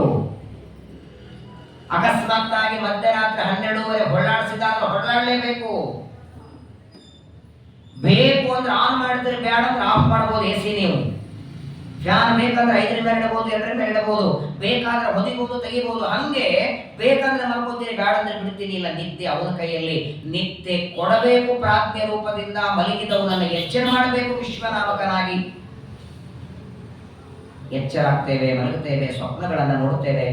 ಒಂದರ್ಥದಲ್ಲಿ ಪರಮಾತ್ಮನ ಕೈಯಲ್ಲಿರುವ ಗೊಂಬೆಗಳು. ದೈವ ಬಲ ಬಹಳ ದೊಡ್ಡದು ನೋಡಿ. ಕೆಲವರ ಹತ್ರ ದೇಹ ಬಲ ಇರ್ತದೆ, ಜ್ಞಾನ ಬಲ ಇರುತ್ತೆ, ದೈವ ಬಲ ಇರಲ್ಲ. ಹಾಗಾಗಿ ಪ್ರತಿಯೊಂದು ವಿಷಯದಲ್ಲಿ ಕುಗ್ಗುತ್ತಾರೆ. ಅದೃಷ್ಟ ಬಹಳ ಕೆಲಸ ಮಾಡುತ್ತೆ. ಭಗವದ್ಗೀತೆಯ 18ನೇ ಅಧ್ಯಾಯದಲ್ಲಿ ಇದೇ ಮಾತು ಬರ್ತದೆ. 5 ಹೇಳ್ತಾನೆ ಕೃಷ್ಣ ಅಲ್ಲಿ. ಒಂದು ಕಾರ್ಯ ಆಗಬೇಕು, ಒಂದು ಮನೆಯನ್ನು ಕಟ್ಟಬೇಕು ಅಂದ್ರೆ ಏನ್ ಬೇಕು? ಸೈಟ್ ಬೇಕು, ಒಬ್ಬ ಇಂಜಿನಿಯರ್ ಬೇಕು, ಉಸುಕು ಬೇಕು, ಸಿಮೆಂಟು, ದುಡ್ಡು ಬೇಕು, ಎಲ್ಲ ಇದೆ. ಉಸುಕು ಸಿಮೆಂಟ್ ಇದೆ, ಕಟ್ಟೋ ವ್ಯಕ್ತಿ ಇದ್ದಾನೆ, ನಿಮ್ಮ ಕೈಯಲ್ಲಿ ದುಡ್ಡಿದೆ, ಪೂರ್ಣ ಮನಿ ರೆಡಿ ಆಗುವಷ್ಟು ದುಡ್ಡಿದೆ, ಗೌರ್ಮೆಂಟ್ ಕಡೆಯಿಂದ ಪರ್ಮಿಷನ್ ಸಿಕ್ಕಿದೆ, ಬೋರ್ವೆಲ್ ಹೊಡೆದಿದ್ದೀರಿ, ನೀರು ಇದೆ ಕಟ್ಟೋದಕ್ಕೆ. ಆದರೂ ಆ ಮನೆ ನಡಿಬೇಕಾದ್ರೆ ನಿಮ್ಮ ಅದೃಷ್ಟ ಬೇಕು. ಅದೃಷ್ಟ ಇರಲಿಲ್ಲ ಅಂದ್ರೆ ಸಣ್ಣ ಒಂದು ಇಟ್ಟಿಗೇನು ನಿಮ್ಮ ಕೆಲಸ ಮಾಡುವ ಗೌಂಡಿ ಇಡೋದಿಲ್ಲ ಒಳಗೆ. ಅಧಿಷ್ಠಾನಂ ತಥಾ ಕರ್ತ ಕರಣಂಚ ಪೃಥಗ್ವಿದಂ ವಿವಿಧಾಶ್ಚ ಪೃಥಕ್ ಚೇಷ್ಟ ದೈವಂ ಚೈವಾತ್ರ ಪಂಚಮಂ. ಕೃಷ್ಣ ಗೀತೆಯಲ್ಲಿ ಹೇಳ್ತಾರೆ. ಬಹಳ ದೊಡ್ಡದು. ಎಲ್ಲಿ ಇನ್ನೊಂದು ಮಾತು ಬರಿಬೇಡಿ, ದೈವ ಬಲ ಇದ್ದಾಗ ಇನ್ನೇನು ನಮಗೆ ಬೇರೆ 100 ವಿರೋಧಗಳಿದ್ರು ಕೆಲಸ ಆಗತ್ತೆ. ತಾಯಿಯ ಗರ್ಭದಲ್ಲಿ ಗರ್ಭಕೋಶ ಇರುತ್ತೆ, ಅಲ್ಲಿ ಮಗು ಬೆಳೆಯೋದಕ್ಕೆ ಅವಕಾಶ ಇರುತ್ತೆ. ತಂದೆ ಹೊಟ್ಟೆಯಲ್ಲಿ ಏನಿದೆ? ವಾಸ್ತವಿಕವಾಗಿ ಊಟ ಮಾಡಿದ ಅನ್ನದಲ್ಲಿರುವ ಜೀವ ತಂದೆಯಲ್ಲಿ ಹೋಗ್ತಾನೆ. ಉಪನಿಷತ್ತು ತುಂಬಾ ಚೆನ್ನಾಗಿ ಹೇಳುತ್ತೆ. ಮೊದಲು ಅನ್ನದಲ್ಲಿ, ಮೊದಲು ಮಳೆಯಿಂದ ಭೂಮಿಗೆ ಬರ್ತಾನೆ, ಭೂಮಿಯಿಂದ ಧಾನ್ಯದಲ್ಲಿ, ಧಾನ್ಯದಿಂದ ತಂದೆಯಲ್ಲಿ, ತಂದೆಯಿಂದ ತಾಯಿಯಲ್ಲಿ. ಅವನು ಬರೋದು ಮಾರ್ಗ ಅದೇನೆ. ಆದರೆ ತಂದೆಯಿಂದ ತಾಯಿಯ ಹೊಟ್ಟೆಯಲ್ಲಿ ಹೋಗುವಾಗ ಅವನಿಗೆ ಏನು ತಲೆ ಇಲ್ಲ, ಕೈ ಇಲ್ಲ, ಕಾಲಿಲ್ಲ. ತಾಯಿ ಹೊಟ್ಟೆಯಲ್ಲಿ ಹೋಗ್ಬೇಕಾಗಿ ತಂದೆ ಹೊಟ್ಟೆಯಲ್ಲಿ ಬೆಳಿಬೋದಲ್ಲ? ಅಲ್ಲಾಗೋದಿಲ್ಲ. ಅಲ್ಲಿರ್ತಾರೆ ಸ್ವಲ್ಪ ದಿನಗಳವರೆಗೆ. ತಂದೆ ಉದರದಲ್ಲಿ ತಾಯಿಯ ಗರ್ಭಕ್ಕೆ ಹೋಗ್ತಾನೆ. ಹಾಗಾಗಿ ಗರ್ಭಧಾರಣೆ ಮಾಡಿ ಮಗುವನ್ನ ಪಡೆಯುವ ಅರ್ಹತೆ, ಯೋಗ್ಯತೆ ತಾಯಿಗೆ ಮಾತ್ರ. ಆದರೆ ದೈವ ಬಲ ಇದ್ದರೆ ಒಬ್ಬ ಗಂಡ ವ್ಯಕ್ತಿನೂ ಜನ್ಮ ಕೊಡಬಲ್ಲ ಅನ್ನೋದಕ್ಕಿದೆ ಸಾಕ್ಷಿ ನೋಡಿ. ನೀನಿಚ್ಛೆ ಪಟ್ಟರೆ ಏನ್ ಕಡಿಮೆ? ಇದೇ ಮಾತು ಮಹಾಭಾರತದಲ್ಲಿ ಕುಂತಿದೇವಿ ಪ್ರಾರ್ಥನೆ ಮಾಡ್ತಾಳೆ. ಉತ್ತರಾದೇವಿ ಗರ್ಭದಲ್ಲಿರುವ ಪರೀಕ್ಷಿತನನ್ನ ಬದುಕಿಸುವಂತ ಆಗಿದ ನೆನೆಸ್ಕೊಳ್ತಾಳೆ. ಕೃಷ್ಣನಿಗಂತಾಳ, ನೀನ್ ಇಚ್ಛೆ ಪಟ್ರೆ ಏನ್ ಬೇಕಾದ್ರೆ ಮಾಡಬಲ್ಲೆ. ತಾಯಿನೇ ಇಲ್ಲದೆ ಮಗುವನ್ನು ಹುಟ್ಟಿಸಬಲ್ಲೆ ನೀನು. ದ್ರೋಣಾಚಾರ್ಯರ ಧ್ವನಿಯಲ್ಲಿ ಹುಟ್ಟಿದ್ದು, ಕೃಪಾಚಾರ್ಯರು ಕೃಪೆಯಿಂದ ಹುಟ್ಟಿದ್ದು. ಮಹಾಭಾರತದ ಆದಿ ಪರ್ವದಲ್ಲಿ ಒಂದ್ಸಲ ಕೇಳಿ ನೋಡಿ, ಇವರೆಲ್ಲ ಹುಟ್ಟಿದ್ದು ನೋಡಿದರೆ ಇವರು ಯಾರು ಗರ್ಭದಿಂದ ಬಂದವರಲ್ಲ. 108, 101 ಜನ ದುರ್ಯೋಧನಾದಿಗಳು ಗರ್ಭದಿಂದ ಬಂದವರಲ್ಲ. ಮಾಂಸದ ತುಂಡಗಳನ್ನ ಮಣ್ಣಿನ ಮಡಿಕೆಯಲ್ಲಿ ತುಪ್ಪ ಹಾಕಿ ವೇದವ್ಯಾಸರು ಬದುಕಿಸಿದ್ದವರನ್ನು. ದೇವರ ಇಚ್ಛೆ ಇದ್ದರೆ ಯಾವುದು ಅಸಾಧ್ಯವಲ್ಲ. ಯುವನಾಶ್ವರಾಜ ನಾನೇ ನೀರು ಕುಡಿದಿದ್ದೇನೆ ಅಂತ ತಕ್ಷಣ ವಸಿಷ್ಠರಂತಾರೆ, 9 ತಿಂಗಳಾದ ಮೇಲೆ ನಿನ್ನ ಹೊಟ್ಟೆಯಿಂದಲೇ ಮಗು ಹುಟ್ಟತ್ತೆ, ಇದೇ ದೈವ ಸಂಕಲ್ಪ ಅಂದರು. ಭಗವಂತನ ಸ್ಮರಣೆಯನ್ನ ಮಾಡ್ತಾರೆ. ತತಕಾಲ ಉಪಾವೃತ್ತೆ, ಸರಿಯಾಗಿ 9 ತಿಂಗಳಾದ ಮೇಲೆ ಯುವನಾಶ್ವನ ಹೊಟ್ಟೆಯನ್ನ ಹರಿದು ಒಳಗಿನಿಂದ ಮಗುವನ್ನ ಹೊರಗೆ ತೆಗಿತಾರೆ. ಫಸ್ಟ್ ಸಿಸರ್ ಮಾಡಿದ್ದು ವಸಿಷ್ಠರೇ. ಅಲ್ಲಿಯವರೆಗೆ ಹೊಟ್ಟೆ ಹರಿದು ಮಗು ತಂದಿರಲಿಲ್ಲ ಅವರು. ಆದರೆ ಒಂದು ಮರಿಬೇಡಿ, ಯುವನಾಶ್ವರ ಹೊಟ್ಟೆಯನ್ನ ಹರಿದರು. ಹರಿಯುವಾಗ ವಸಿಷ್ಠರ ಆನಸ್ತೇಶ ಕೊಟ್ಟಿದ್ರು ಅವನಿಗೆ. ಇವಾಗ ಸಣ್ಣ ಆಪರೇಷನ್ ಮಾಡಬೇಕಾದ್ರೂ ಅನಸ್ತೇಶ ಕೊಡಬೇಕಲ್ಲ. ಏನ್ರಿ ವಸಿಷ್ಠರ ಸಾಮರ್ಥ್ಯ! ವಸಿಷ್ಠರು ಯುವನಾಶ್ವರ ಹೊಟ್ಟೆ ಹರಿದು ಒಳಗಿಂದ ಮಗು ತೆಗಿಬೇಕಾದರೆ ಸಣ್ಣ ಸೂಜಿ ಚುಚ್ಚಿದಷ್ಟು ಅವನಿಗೆ ನೋವಾಗಿರಲಿಲ್ಲ. ಅಷ್ಟು ಮಾತ್ರವಲ್ಲ, ಆ ಯುವನಾಶ್ವನ ಹೊಟ್ಟೆ ಹರಿದು ಮಗುವನ್ನು ಹೊರಗೆ ತೆಗೆದ ಮೇಲೆ ಮತ್ತೆ ಅದನ್ನು ಹೊಲಿಬೇಕಲ್ಲ. ಹೊಲಿಯೋದಕ್ಕೆ ಸೂಜಿ, ಡಬ್ಬಣ, ದಾರ ಗೊತ್ತಲ್ಲ. ಸಿಸರ್ ಆಪರೇಷನ್ ಮಾಡಿದರೆ ಅವರಿಗೆ ತಿನ್ನಲಿಕ್ಕೆ ನಂಜಾಗೋದು ಕೊಡಬಾರದು, ಅವರಿಗೆ ಬಹಳ ಬಾಗಬಾರದು, ಬಹಳ ಮಲಗಬಾರದು ಪಾಪ. ಯಾಕಂದ್ರೆ ಇಷ್ಟೆಲ್ಲೋ ಹರಿದ್ರೆ ಬೇರೆ ಇಷ್ಟೋಡು ಹರಿದಿರ್ತಾರೆ. 3-4 ತಿಂಗಳು ಅಷ್ಟು ಇಚ್ಛಸ್ ಒಣಗೋ ತನಕ ಅವ್ರಿಗೆ ಏನ್ ಮಾಡಬೇಡಿ ಅಂತಾರೆ. ಇಲ್ಲಿ ಏನ್ರಿ ದಾರ ಇಲ್ಲ, ದಬ್ಬಡ ಇಲ್ಲ, ಸ್ಟಿಚಸ್ ಇಲ್ಲ. ಹೀಗೆ ನೋಡಿದ್ರಂತೆ ವಸಿಷ್ಠರು ಅವರ ಕಣ್ಣಿನ ದೃಷ್ಟಿ ಬಿದ್ದರೆ ಮೊದಲ ಕುಡ್ಕೊಂಡ್ಬಿಡ್ತಾನೆ. ಅಂತ ಒಬ್ರು ಬೇಕಲ್ಲ ಡಾಕ್ಟರ್ ನಮಗೆ. ದೇವರ ಅನುಗ್ರಹ ಇದ್ರೆ ಏನ್ ಮಾಡಬಲ್ಲರು ನೋಡಿ ನಮ್ಮ ಋಷಿ ಮುನಿಗಳು. ಪ್ರಾಯ ಇವತ್ತು ನಾವೇನು ಮಡಿಗೆ ಮೇಲಿಗೆ ಜಪ ತಪ ಪಾರಾಯಣ ಇದೆಲ್ಲ ಋಷಿಗಳು ಮಾಡಿದ್ದೆ. ಯಾಕೆ ಅವರು ಮಾಡಿದ್ದನ್ನು ಅನುಷ್ಠಾನ ಮಾಡ್ತೀವಿ ನಾವೆಲ್ಲ ಅಂದ್ರೆ ಅವರಲ್ಲಿ ಒಂದು ಶಕ್ತಿ ಇದೆ. ವಸಿಷ್ಠರು ಯುವನಾಶ್ವನ ಹೊಟ್ಟೆಯನ್ನು ಹರಿದು ಮಗುವನ್ನು ತೆಗೆದಿದ್ದಾರೆ. ಆ ಹೊಟ್ಟೆ ಮತ್ತೆ ಮೊದಲಿನಂತೆ ಕೂಡ್ಕೊಂಡಿದೆ. ಆದರೆ ನೋಡಿ, ತಂದೆಯ ಹೊಟ್ಟೆಯಿಂದ ಬಂದದ್ದರಿಂದ ಕೂಸಿಗೆ ಹಾಲು ಕುಡಿಸೋರು ಯಾರು? ತಾಯಿಯ ಗರ್ಭದಿಂದ ಬಂದಿದ್ರೆ ತಾಯಿ ಹಾಲು ಕುಡಿಸ್ಬೇಕು. ಯುವನಾಶ್ವನ ಹೊಟ್ಟೆಯಿಂದ ಕೂಸು ಬಂದಿದೆ, ಬಂದಾಕ್ಷಣ ಮಗು ಅಳ್ಳಿಕ್ಕೆ ಶುರು ಮಾಡುತ್ತೆ. ಕಂಧಾಸ್ಯತಿ ಕುಮಾರೋಯಂ ಸ್ತನ್ಯೋರು ಮಗೂಯತೆ ವೃಷಂ. ಜೋರಾಗಿ ಮಗು ಅಳ್ತಾ ಇದೆ. ಇನ್ನೇನು ಮ್ಯಾಲಿಂದ ಹಾಲು ಗೀಲು ಹಾಕ್ಲಿಕ್ಕೆ ಆಗಲ್ಲ. ಅದಕ್ಕೆ ಹುಟ್ಟಿದ ಮಗುವಿಗೆ ತಾಯಿ ಹಾಲೆ ಕುಡಿಸ್ಬೇಕು. ತಾಯಿಯಲ್ಲಿದೆ ತಂದೆಯಿಂದ ಹುಟ್ಟಿದ್ದು. ಕ್ಷಣ ಮಾತ್ರದಲ್ಲಿ ಆ ಮಗುವಿನ ಅಳುವ ಧ್ವನಿ ಕೇಳಿ ದೇವಲೋಕದಿಂದ ಇಂದ್ರದೇವರು ಬಂದು ತಮ್ಮ ಕಿರುಬೆರಳನ್ನ ಆ ಮಗುವಿನ ಬಾಯಿಯಲ್ಲಿ ಇಟ್ಟರು. ಇಂದ್ರದೇವರ ಕಿರುಬೆರಳಿನಿಂದ ಒಂದೊಂದು ಹನಿ ಅಮೃತದ ಧಾರೆ ಬರ್ತಿರ್ತದೆ. ಅಮೃತ ಕುಡಿದು ಕುಡಿದು ಕುಡಿದು ಕೈಯಿಂದ ಬರ್ತದೆ. ಯಾವಾಗ ಇಂದ್ರದೇವರು ಬಂದು ಕೃಪೆ ಮಾಡಿ ಆ ಕೂಸಿನ ಬಾಯಿಯೊಳಗೆ ಅಮೃತ ಇಡ್ತಾರೆ, ಒಂದೊಂದು ಹನಿ ಅಮೃತ ಕುಡಿತಾ ಕುಡಿತಾ ಅಳುವುದನ್ನ ನಿಲ್ಲಿಸಿತು. ಆ ಮಗನಿಗೆ ಮಾಂಧಾತ ಅಂತ ಹೆಸರಿಡ್ತಾರೆ. ಮಾ ಅಂದ್ರೆ ಇಂದ್ರದೇವರು, ಅವನೇ ಧಾತ. ಅಳುವಾಗ ಬಾಯಿಯೊಳಗೆ ಬಟ್ಟೆ ಇಟ್ಟು ರಕ್ಷಣೆಯನ್ನ ಮಾಡಿ ಈ ಮಗುವನ್ನ ರಕ್ಷಣೆ ಮಾಡಿದ್ದಕ್ಕೆ ಯುವನಾಶ್ವರ ಮಗ ಮಾಂಧಾತ. ಇವನು ಕೂಡ ಮೇಲೇನು ಅಂಬರೀಷನ ಕತೆ ಬರ್ತಲ್ಲ, ಸಪ್ತದ್ವೀಪಗಳನ್ನ ಆಳಿದಂತೆ ಮಾಂಧಾತ ರಾಜರು ಇಡೀ 7 ದ್ವೀಪದ ರಾಜ್ಯ ಆಳ್ತಾನೆ. ಮಹಾಭಾರತ ಇವನ ಕತೆ ಹೇಳ್ತದೆ. ಸೂರ್ಯ ಚಂದ್ರರ ಬೆಳಕು ಎಲ್ಲಿವರೆಗೆ ಹೋಗುತ್ತೋ ಅಲ್ಲಿವರೆಗೆ ಮಾಂಧಾತನ ರಾಜ್ಯ ಅಂತೆ. ಮಾಂಧಾತ ರಾಜ ರಾಜ್ಯ ಆಳುವಾಗ ನೋಡಿ, ಯಾವತ್ ಸೂರ್ಯ ಉದೇತಿ ಸ್ಮ ಯಾವತ್ ಚಂದ್ರ ಪ್ರತಿಷ್ಠತಿ ಸರ್ವಂ ತತ್ ಯೌವನಾಶ್ವಸ್ಯ ಮಾಂಧಾತು ಕ್ಷೇತ್ರ ಮುಚ್ಯತೆ. ಈ ಯುವನಾಶ್ವರ ಮಗನಾದ ಮಾಂಧಾತ ರಾಜ ಇವನು ಕೂಡ ದೊಡ್ಡ ಚಕ್ರವರ್ತಿ ಆಗ್ತಾನೆ, ದೊಡ್ಡ ಜ್ಞಾನಿ ಆಗ್ತಾನೆ, ಮಂತ್ರಜ್ಞಾನಿ ಆಗ್ತಾನೆ. ಆದರೆ ಈ ಯುವನಾಶ್ವನ ಹೊಟ್ಟೆಯಿಂದ ಹುಟ್ಟಿದ ಮಾಂಧಾತನಿಗೆ 3 ಜನ ಗಂಡು ಮಕ್ಕಳು, 50 ಜನ ಹೆಣ್ಮಕ್ಕಳು. ಇವನಿಗೆ ಒಳ್ಳೆ ಸ್ಫುರದ್ರೂಪ ಹೆಣ್ಣುಮಕ್ಕಳು. 50 ಜನ ಹೆಣ್ಣು ಮಕ್ಕಳಿಗೆ ಅವರಿಗೆ ಅಂತ ಪ್ರತ್ಯೇಕ ಒಂದು ಅರಮನೆ ಕಟ್ಟಿಸಿದ್ದಾನೆ. ಕನ್ಯಾ ಅಂತಃಪುರ ಅಂತ ಹೆಸರಿಟ್ಟಿದ್ದಾನೆ. ಅದಕ್ಕೆ ಅವರ ಅಭ್ಯಾಸ, ಅವರು ಓದೋದು, ಅವರು ಬರೆಯೋದು, ಅವರು ಯಾವ ಕಾರಣಕ್ಕೂ ರಾಜನ ಅಂತಃಪುರದಲ್ಲಿ ಬರೋ ಹಾಗಿಲ್ಲ. ಯಾಕಂದ್ರೆ ಇಲ್ಲಿ ಬೇರೆ ಬೇರೆ ಪ್ರಜೆಗಳು ಬರ್ತಾರೆ. ಯಾರ ದೃಷ್ಟಿನೂ ಆ ಹೆಣ್ಣು ಮಕ್ಕಳ ಮೇಲೆ ಬೀಳಬಾರದು ಅನ್ನೋದಕ್ಕೆ ಅವರಿಗೆ ಒಂದು ರಾಜ್ಯ ಕಟ್ಟಿಸಿ ಅಡಿಗೆ, ಊಟ, ಹರಟೆ, ನಿದ್ದೆ, ಅವರ ಆಟ ಎಲ್ಲ ಅಲ್ಲೇನೆ.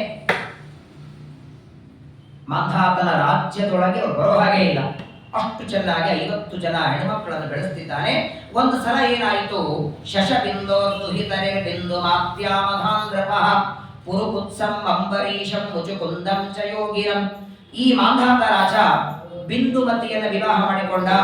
50 ಜನ ಹೆಣ್ಣು ಮಕ್ಕಳು, 3 ಜನ ಗಂಡು ಮಕ್ಕಳು. ಮೊದಲನೆಯವನು ಕುರುಕುತ್ಸ, ಎರಡನೆಯವನು ಅಂಬರೀಷ. ಅವನು ಬೇರೆ ಮತ್ತೆ ಮೇಲೆ ಬಂದ ಅಂಬರೀಷ ನಾಭಾಗರ ಮಗ. ಈ ಅಂಬರೀಷ ಮಾಂಧಾತನ ಮಗ. ಮೂರನೆಯವನೇ ಮುಚ್ಚುಕುಂದ. ಇವನ ಕಥೆ ಕೃಷ್ಣಾವತಾರದಲ್ಲಿ ಕಾಲಯವನ ಸಂಹಾರದ ಸಂದರ್ಭದಲ್ಲಿ ಗುಹೆಯೊಳಗೆ ಇದೇ ಮುಚ್ಚುಕುಂದನ ಕಣ್ಣಿನಿಂದ ಬಂದ ಅಗ್ನಿಯಿಂದ ಭಸ್ಮಾಗ್ತಾನೆ. ಅಲ್ಲಿ ಹೇಳ್ತಾರೆ 3 ಜನ ಗಂಡು ಮಕ್ಕಳು, 50 ಜನ ಹೆಣ್ಣು ಮಕ್ಕಳು. ಒಂದು ದಿನ ತಪಸ್ವಿಗಳು ಜ್ಞಾನಿಗಳಾದ ಸೌಭರಿ ಅಂತ ಒಬ್ಬ ಋಷಿಗಳು ಸಂಧ್ಯಾ ವಂದನೆ ಯಮುನಾ ನದಿ ಬಂದಿರ್ತಾರೆ. ಸಾಯಂಕಾಲದ ಹೊತ್ತು ಆಚಮನ ಮಾಡಿ ಸಂಧ್ಯಾ ವಂದನೆ ಮಾಡುವಾಗ 2 ಮೀನುಗಳು ಜೋಡಿಯಾಗಿ ಓಡಾಡ್ತಿತ್ತು. ಯಮುನಾ ನದಿಯಲ್ಲಿ ಓಡಾಡುವ 2 ಮೀನುಗಳನ್ನ ನೋಡಿದ ಸೌಭರಿಗಳಿಗೆ ಮದುವೆಯಾಗುವ ಅಪೇಕ್ಷೆ ಬಂತಂತೆ. ಋಷಿಗಳಿಗೆ ಸರ್ವಸಂಗ ಪರಿತ್ಯಾಗ ಮಾಡಿ ಕೇವಲ ಭಗವಂತನಲ್ಲಿ ಮನಸ್ಸನ್ನ ಇಟ್ಟ ಸೌಭರಿಗೆ 2 ಮೀನುಗಳನ್ನ ಓಡಾಡೋದನ್ನು ನೋಡಿ ನಾನು ವಿವಾಹ ಮಾಡಬೇಕು ಅಂತ ಇಚ್ಛೆ ಬಂತು. ಆದರೆ ಕನ್ಯೆ ಕೊಡೋರು ಯಾರಾಗ? ಯಾಕಂದ್ರೆ ವಯಸ್ಸು ಮೀರಿ ಹೋಗಿತ್ತು. ಋಷಿ ಪಂಚಮಿ ಉದ್ಯಾಪನೆ ಆಗಿ ಷಷ್ಠಿ ಪೂರ್ತಿಯಾಗಿ ಸಹ ಚಂದ್ರದರ್ಶಿ ಶಾಂತಿನೂ ಆಗಿತ್ತು. ಇನ್ನೇನು ಕಡೆಗೆ ಹುಡ್ಕೋಳ್ತಾರ ಸಮಯ. ಕೊನೆ ಕಾಲಕ್ಕೆ ಮೀನುಗಳು ಆಟ ಆಡುವುದನ್ನ ನೋಡಿ ಮದುವೆ ಆಗುವ ಅಪೇಕ್ಷೆ ಬಂತು. ಆಗ ಸೌಭರಿಗಳಿಗೆ ಗೊತ್ತಾಯಿತು, ಮಾಂಧಾತ ರಾಜನಿಗೆ 50 ಜನ ಹೆಣ್ಮಕ್ಳಿದ್ದಾರೆ, ಯಾರಾದರೂ ಒಬ್ಬ ಕನ್ಯೆಯನ್ನು ಕೊಟ್ಟು ವಿವಾಹ ಮಾಡ್ತಾನಲ್ಲ, ಸರಿ ಕೇಳೋಣ ಅಂತ ಸೌಭರಿ ಋಷಿಗಳು ಮಾಂಧಾತನ ರಾಜ್ಯಕ್ಕೆ ಬರ್ತಾರೆ. ಬಂದಾಕ್ಷಣ ಸವಿಚಿತ್ಯ ಇವ ಸ್ತ್ರೀಣ ಆಧಾರದಿಂದ ಸ್ವಾಗತ ಮಾಡ್ತಾನೆ. ಬರಬೇಕು ಅಂತ ಕರೆದ. ಸಾಮಾನ್ಯವಾಗಿ ಬನ್ನಿ ಅಂತ ಕರೆದು ಋಷಿ ಮುನಿಗಳು ಮನೆಗೆ ಬರೋರಲ್ಲ. ನೀವಾಗಿ ನೀವು ಬಂದಿದ್ದೀರಿ, ಪರಮಾನಂದ. ಏನ್ ಮಾಡ್ಲಿ, ನೀವು ಹೇಳಿದ್ದು ಮಾಡ್ತೇನೆ ಅಂದ್ಬಿಟ್ಟ. ಅಲ್ಲೇ ತಪ್ಪು ಬಿಟ್ಟವ. ಸಾಧಯಿಷ್ಯೆ ತಥಾನ್ಯಂ, ನೀವೇನ್ ಹೇಳ್ತೀರೋ ಮಾಡ್ತೀನಿ ಅಂದ ಕ್ಷಣ ಆಗಂತಾರೆ, ನನಗೇನು ಬೇಡ, ನೀನ್ ಅರ್ಘ್ಯ ಪಾದ್ಯ ಪೂಜೆ ಮಾಡಿ ಏನ್ ದಕ್ಷಿಣೆ ದಾನ ಏನು ಕೊಡಬೇಡ, ನಿನಗೆ 50 ಜನ ಹೆಣ್ಣುಮಕ್ಕಳಿದ್ದಾರೆ, ಯಾರಾದರೂ ಒಬ್ಬ ಕನ್ಯೆಯನ್ನು ಕೊಟ್ಟು ವಿವಾಹ ಮಾಡು ನನಗೆ. ವಿವಾಹ ಅಂದ ಕ್ಷಣ ಮಾಂಧಾತ ರಾಜ ಗಾಬರಿಯಾಗಿ ಬಿಟ್ಟ.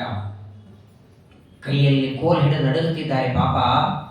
ಹಲ್ಲು ಬಿದ್ದೋಗಿದೆ, ತಲೆ ಕೂದಲು ಬೆಳ್ಳಗಾಗಿದೆ. ವಿವಾಹದ ವಯಸ್ಸಲ್ಲ ಇದು.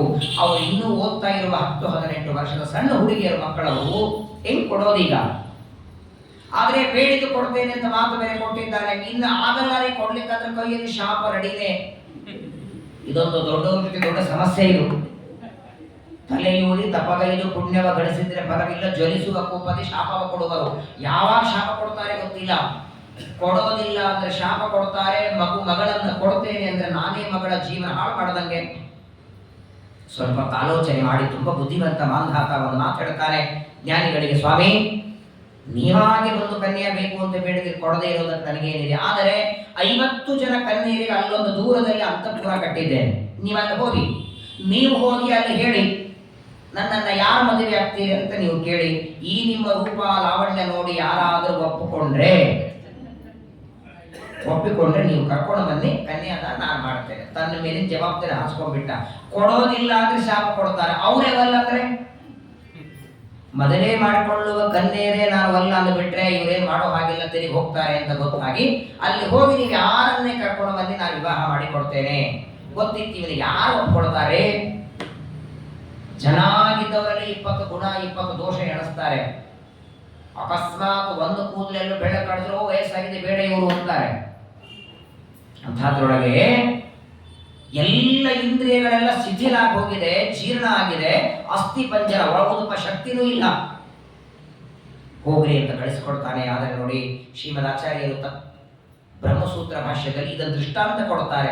ಅಪರೋಕ್ಷ ಜ್ಞಾನವನ್ನ ಪಡೆದ ಅಪರೋಕ್ಷ ಜ್ಞಾನಿಗಳಿಗೆ ಪರಮಾತ್ಮ ಅವರು ಏನು ಇಚ್ಛೆ ಪಡ್ತಾರೋ ಅದನ್ನ ದೇವರು ಕೊಡ್ತಾನೆ ಅಂತ ಹೇಳುವಾಗ ಈ ದೃಷ್ಟಾಂತ ಕೊಡ್ತಾರೆ. ನೋಡಿ, ಇಲ್ಲಿ ಕನ್ಯಾ ಅಂತಃಪುರ, ಇಲ್ಲಿ ಮಾಂಧಾತನ ಅರಮನೆ. ಇಲ್ಲಿಂದ ಅಲ್ಲಿ ಹೋಗಬೇಕು, ಅಲ್ಲಿ ಹೋಗಿ ಕೇಳಬೇಕು ನನಗೆ ಯಾರು ವಿವಾಹ ಮಾಡುತ್ತೇವೆ. ಅಲ್ಲಿ ಹೋಗೋದ್ರೊಳಗೆ 20 ವರ್ಷದ ತರುಣಾದರಂತೆ. ಮಾಂಧಾತನ ರಾಜನ ಜೊತೆಗೆ ಮಾತಾಡಿ ಕನ್ಯಾ ಅಂತಃಪುರದ ಬರೋದ್ರೊಳಗೆ 21 ವರ್ಷದ ತರುಣ ತಮ್ಮ ತಪಸ್ಸಾಮರ್ಥ್ಯದಿಂದ ಒಳ್ಳೆ ನೋಡೋದಕ್ಕೆ ಸ್ಫುರತ್ ರೂಪ ಧಾರಣ ಮಾಡಿ ಕನ್ಯಾ ಅಂತಃಪುರ ಮುಂದೆ ನಿಂತು ಹೇಳ್ತಾರೆ, ನಿಮ್ಮ ತಂದೆ ಮತ್ತೆ ಯಾರು ಮಾಡ್ಕೊಳ್ತೀರಿ? ಅವರನ್ನ ಕರ್ಕೊಂಡು ಬಂದಿದ್ದಾರೆ, ಯಾರನ್ನ ವಿವಾಹ ಮಾಡ್ಕೊಳ್ತೀರಿ ಅಂತ 50 ಜನ ಪಡೆ ಬಿದ್ದಿದ್ದಾರೆ. ಸೌಭರಿ ಋಷಿಗಳ ಸೌಂದರ್ಯಕ್ಕೆ ಮೋಹಿತರಾಗಿ ನಾನು ಮಾಡ್ಕೊಳ್ತೇನೆ ಎಲ್ಲರನ್ನ ಕರ್ಕೊಂಡು ಬರ್ತಾರೆ. ನೋಡಪ್ಪ ರಾಜ, ಇವರೆಲ್ಲ ರೆಡಿ ಇದ್ದಾರೆ, ಮಾಡಿಕೊಡು ಅಂತಾರೆ. ಇದು ಅಪರೋಕ್ಷ ಜ್ಞಾನದ ಮಹಿಮಾ ಅಂತಾರೆ.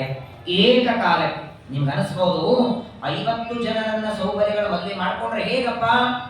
50 ಜನರಿಗೆ ಮಾಂಗಲ್ಯ ಧಾರಣ ಹೆಂಗ್ ಮಾಡಿದ್ದಾರೆ ಅವರು ಮೊದಲು? ಉಳಿದದ್ದೆಲ್ಲ ಇರಲಿ, 50 ಜನರಿಗೆ ಮಂಗಳಸೂತ್ರ ಇದು ಏಕಾಲ ಕಟ್ಟಿದ್ರು, ಒಬ್ಬರದಾದ್ರೂ ಒಬ್ಬರಿಗೆ ಕಟ್ಟಿದ್ರು ಅಂದ್ರೆ 50 ತಮ್ಮ ರೂಪ ತಗೊಂಡ್ರ. ಒಬ್ಬ ವ್ಯಕ್ತಿ ಅನೇಕ ರೂಪ ತಗೊಳ್ಳೋದು ಕೂಡ ಅಪರೋಕ್ಷ ಜ್ಞಾನಿಗಳಿಗೆ ಸಾಧ್ಯ. ವಯಸ್ಸಾದವರು ಸಣ್ಣವರಾಗೋದು, ಅಥವಾ ದೇಹದಲ್ಲಿ ಶಕ್ತಿ ಕಮಿಯ ಮಾಡಿಕೊಳ್ಳೋದು, ಅಣಿಮ, ಮಹಿಮ, ಗರಿಮ, ಲಘಿಮ, ಪ್ರಾಪ್ತಿ, ಪ್ರಾಕಾಮ್ಯ, ಈಶಿತ್ವ, ವಶಿತ್ವ, ಏಕಾದಶಸ್ಕರ ಭಾಗವತದಲ್ಲಿ ತುಂಬಾ ಚೆನ್ನಾಗಿ ಬರುತ್ತೆ. ಏನ್ ವ್ಯವಸ್ಥೆ ಕೊಡ್ತಾ ನೋಡಿ ದೇವರು. ಇನ್ನೊಂದು ಮಾತು ಇಲ್ಲೇ ಶ್ರೀಮದಾಚಾರ್ಯ ಬರೀತಾರೆ ಇದೇ ಸೌಭರಿಗಳಲ್ಲಿ. ಏನಪ್ಪಾ, ದೇವರಲ್ಲಿ ಮನಸ್ಸನ್ನ ಇಟ್ಟು ಧ್ಯಾನ ಮಾಡುವ ಋಷಿಗಳಿಗೆ ಮದುವೆ ಮಾಡ್ಕೊಳ್ಳೋ ಅಪೇಕ್ಷೆ ಬರೋದಂದ್ರೇನು, 50 ಜನರ ಮದುವೆ ಮಾಡ್ಕೊಳ್ಳೋದಂದ್ರೆ ಏನು ಅಂದ್ರೆ, ಸೌಭರಿ ಋಷಿಗಳಿಗೆ ಪ್ರಾರಬ್ಧ ಇತ್ತು. ಸಂಚಿತ, ಆಗಾಮಿ, ಪ್ರಾರಬ್ಧ ಅಂತ 3 ತರಹದ ಕರ್ಮ. ಸಂಚಿತ ಕರ್ಮ, ಆಗಾಮಿ ಕರ್ಮ ನಾವು ಅಪರೋಕ್ಷ ಜ್ಞಾನ ಮಾಡಿಕೊಂಡಾಗ ದೇವರದನ್ನು ದೂರ ಮಾಡ್ತಾನೆ. ಪ್ರಾರಬ್ಧ ಮಾತ್ರ ಭೋಗ ಮಾಡಲೇಬೇಕು. ಸೌಭರಿಗಳ ಪ್ರಾರಬ್ಧದಲ್ಲಿ 50 ಮದುವೆಗಳಾದ ಮೇಲೆ ಮೋಕ್ಷ ಅಂತ ಪ್ರಾರಬ್ಧ ಇತ್ತು. ಇವರು ವಿಚಾರ ಮಾಡಿದ್ರು 50 ಜನ್ಮಗಳಾಗಬೇಕಲ್ಲ ಒಂದೊಂದು ಮದುವೆಗೆ.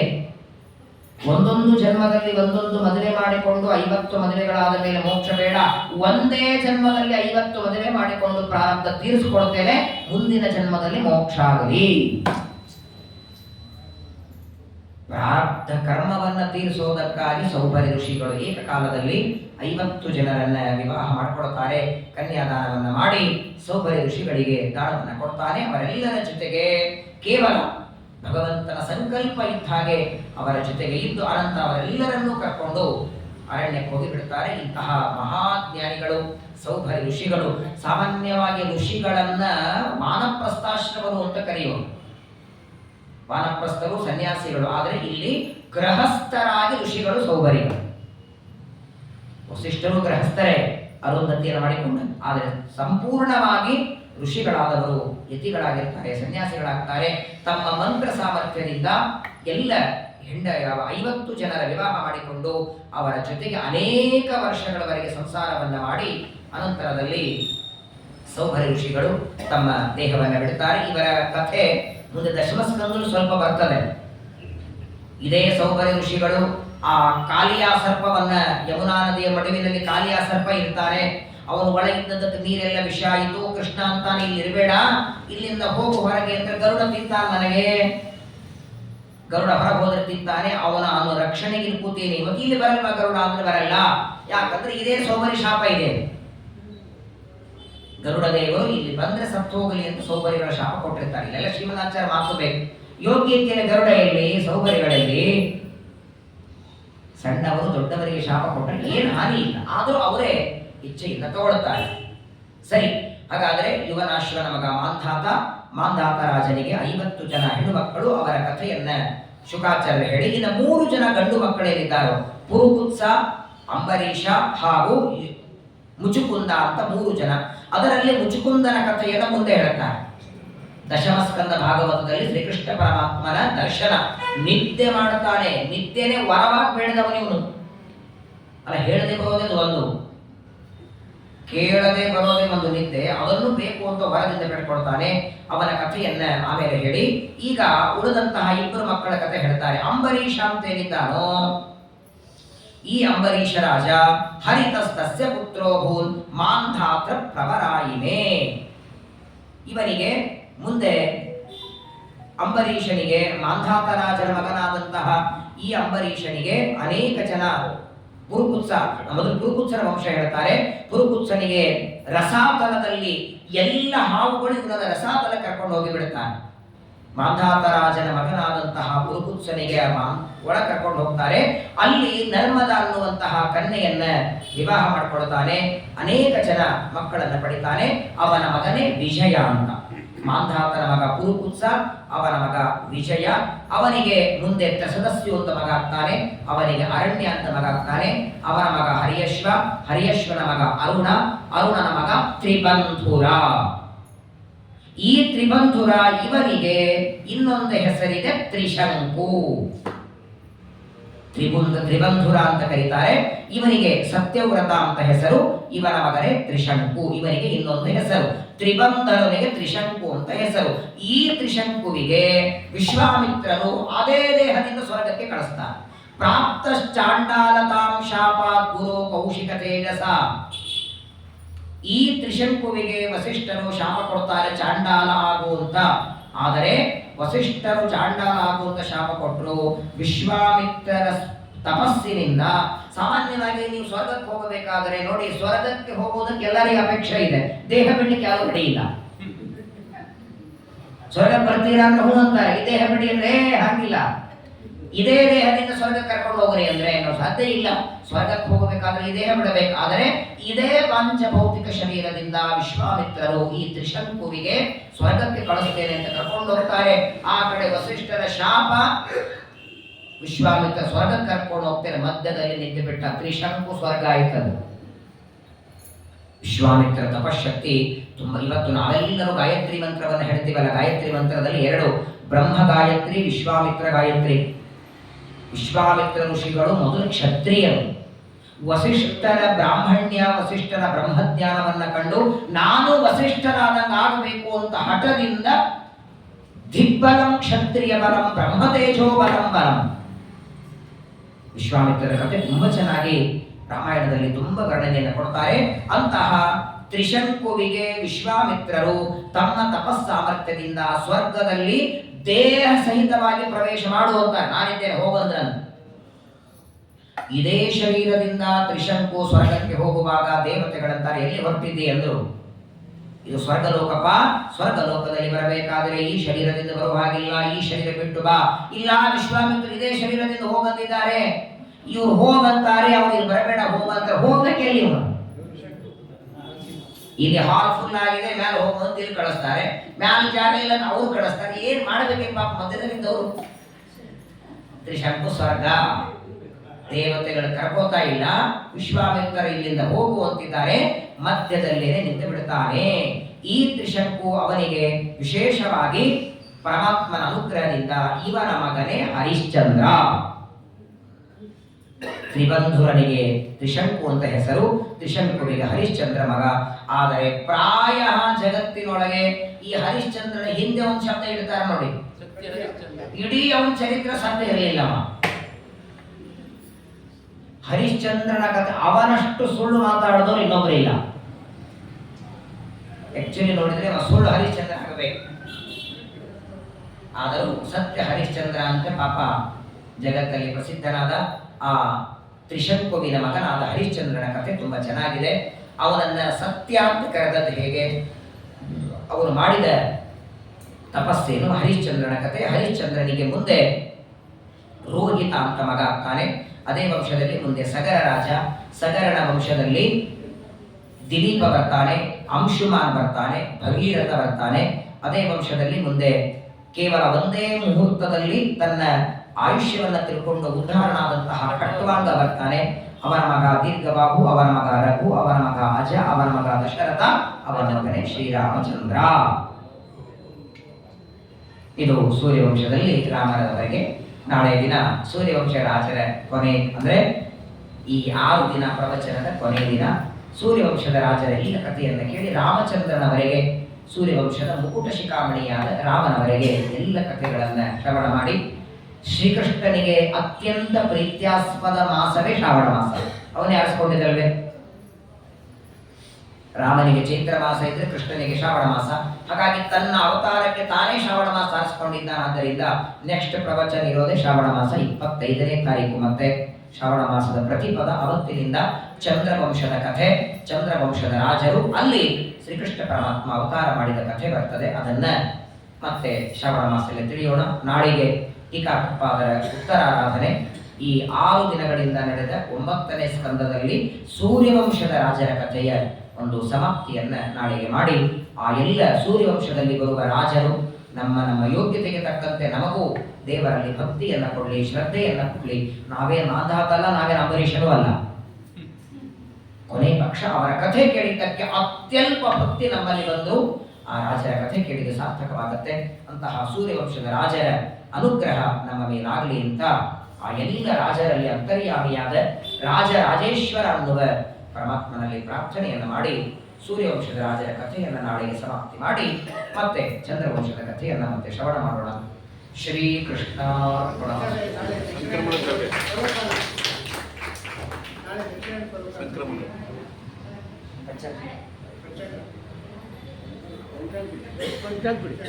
ನಾವೆಲ್ಲರೂ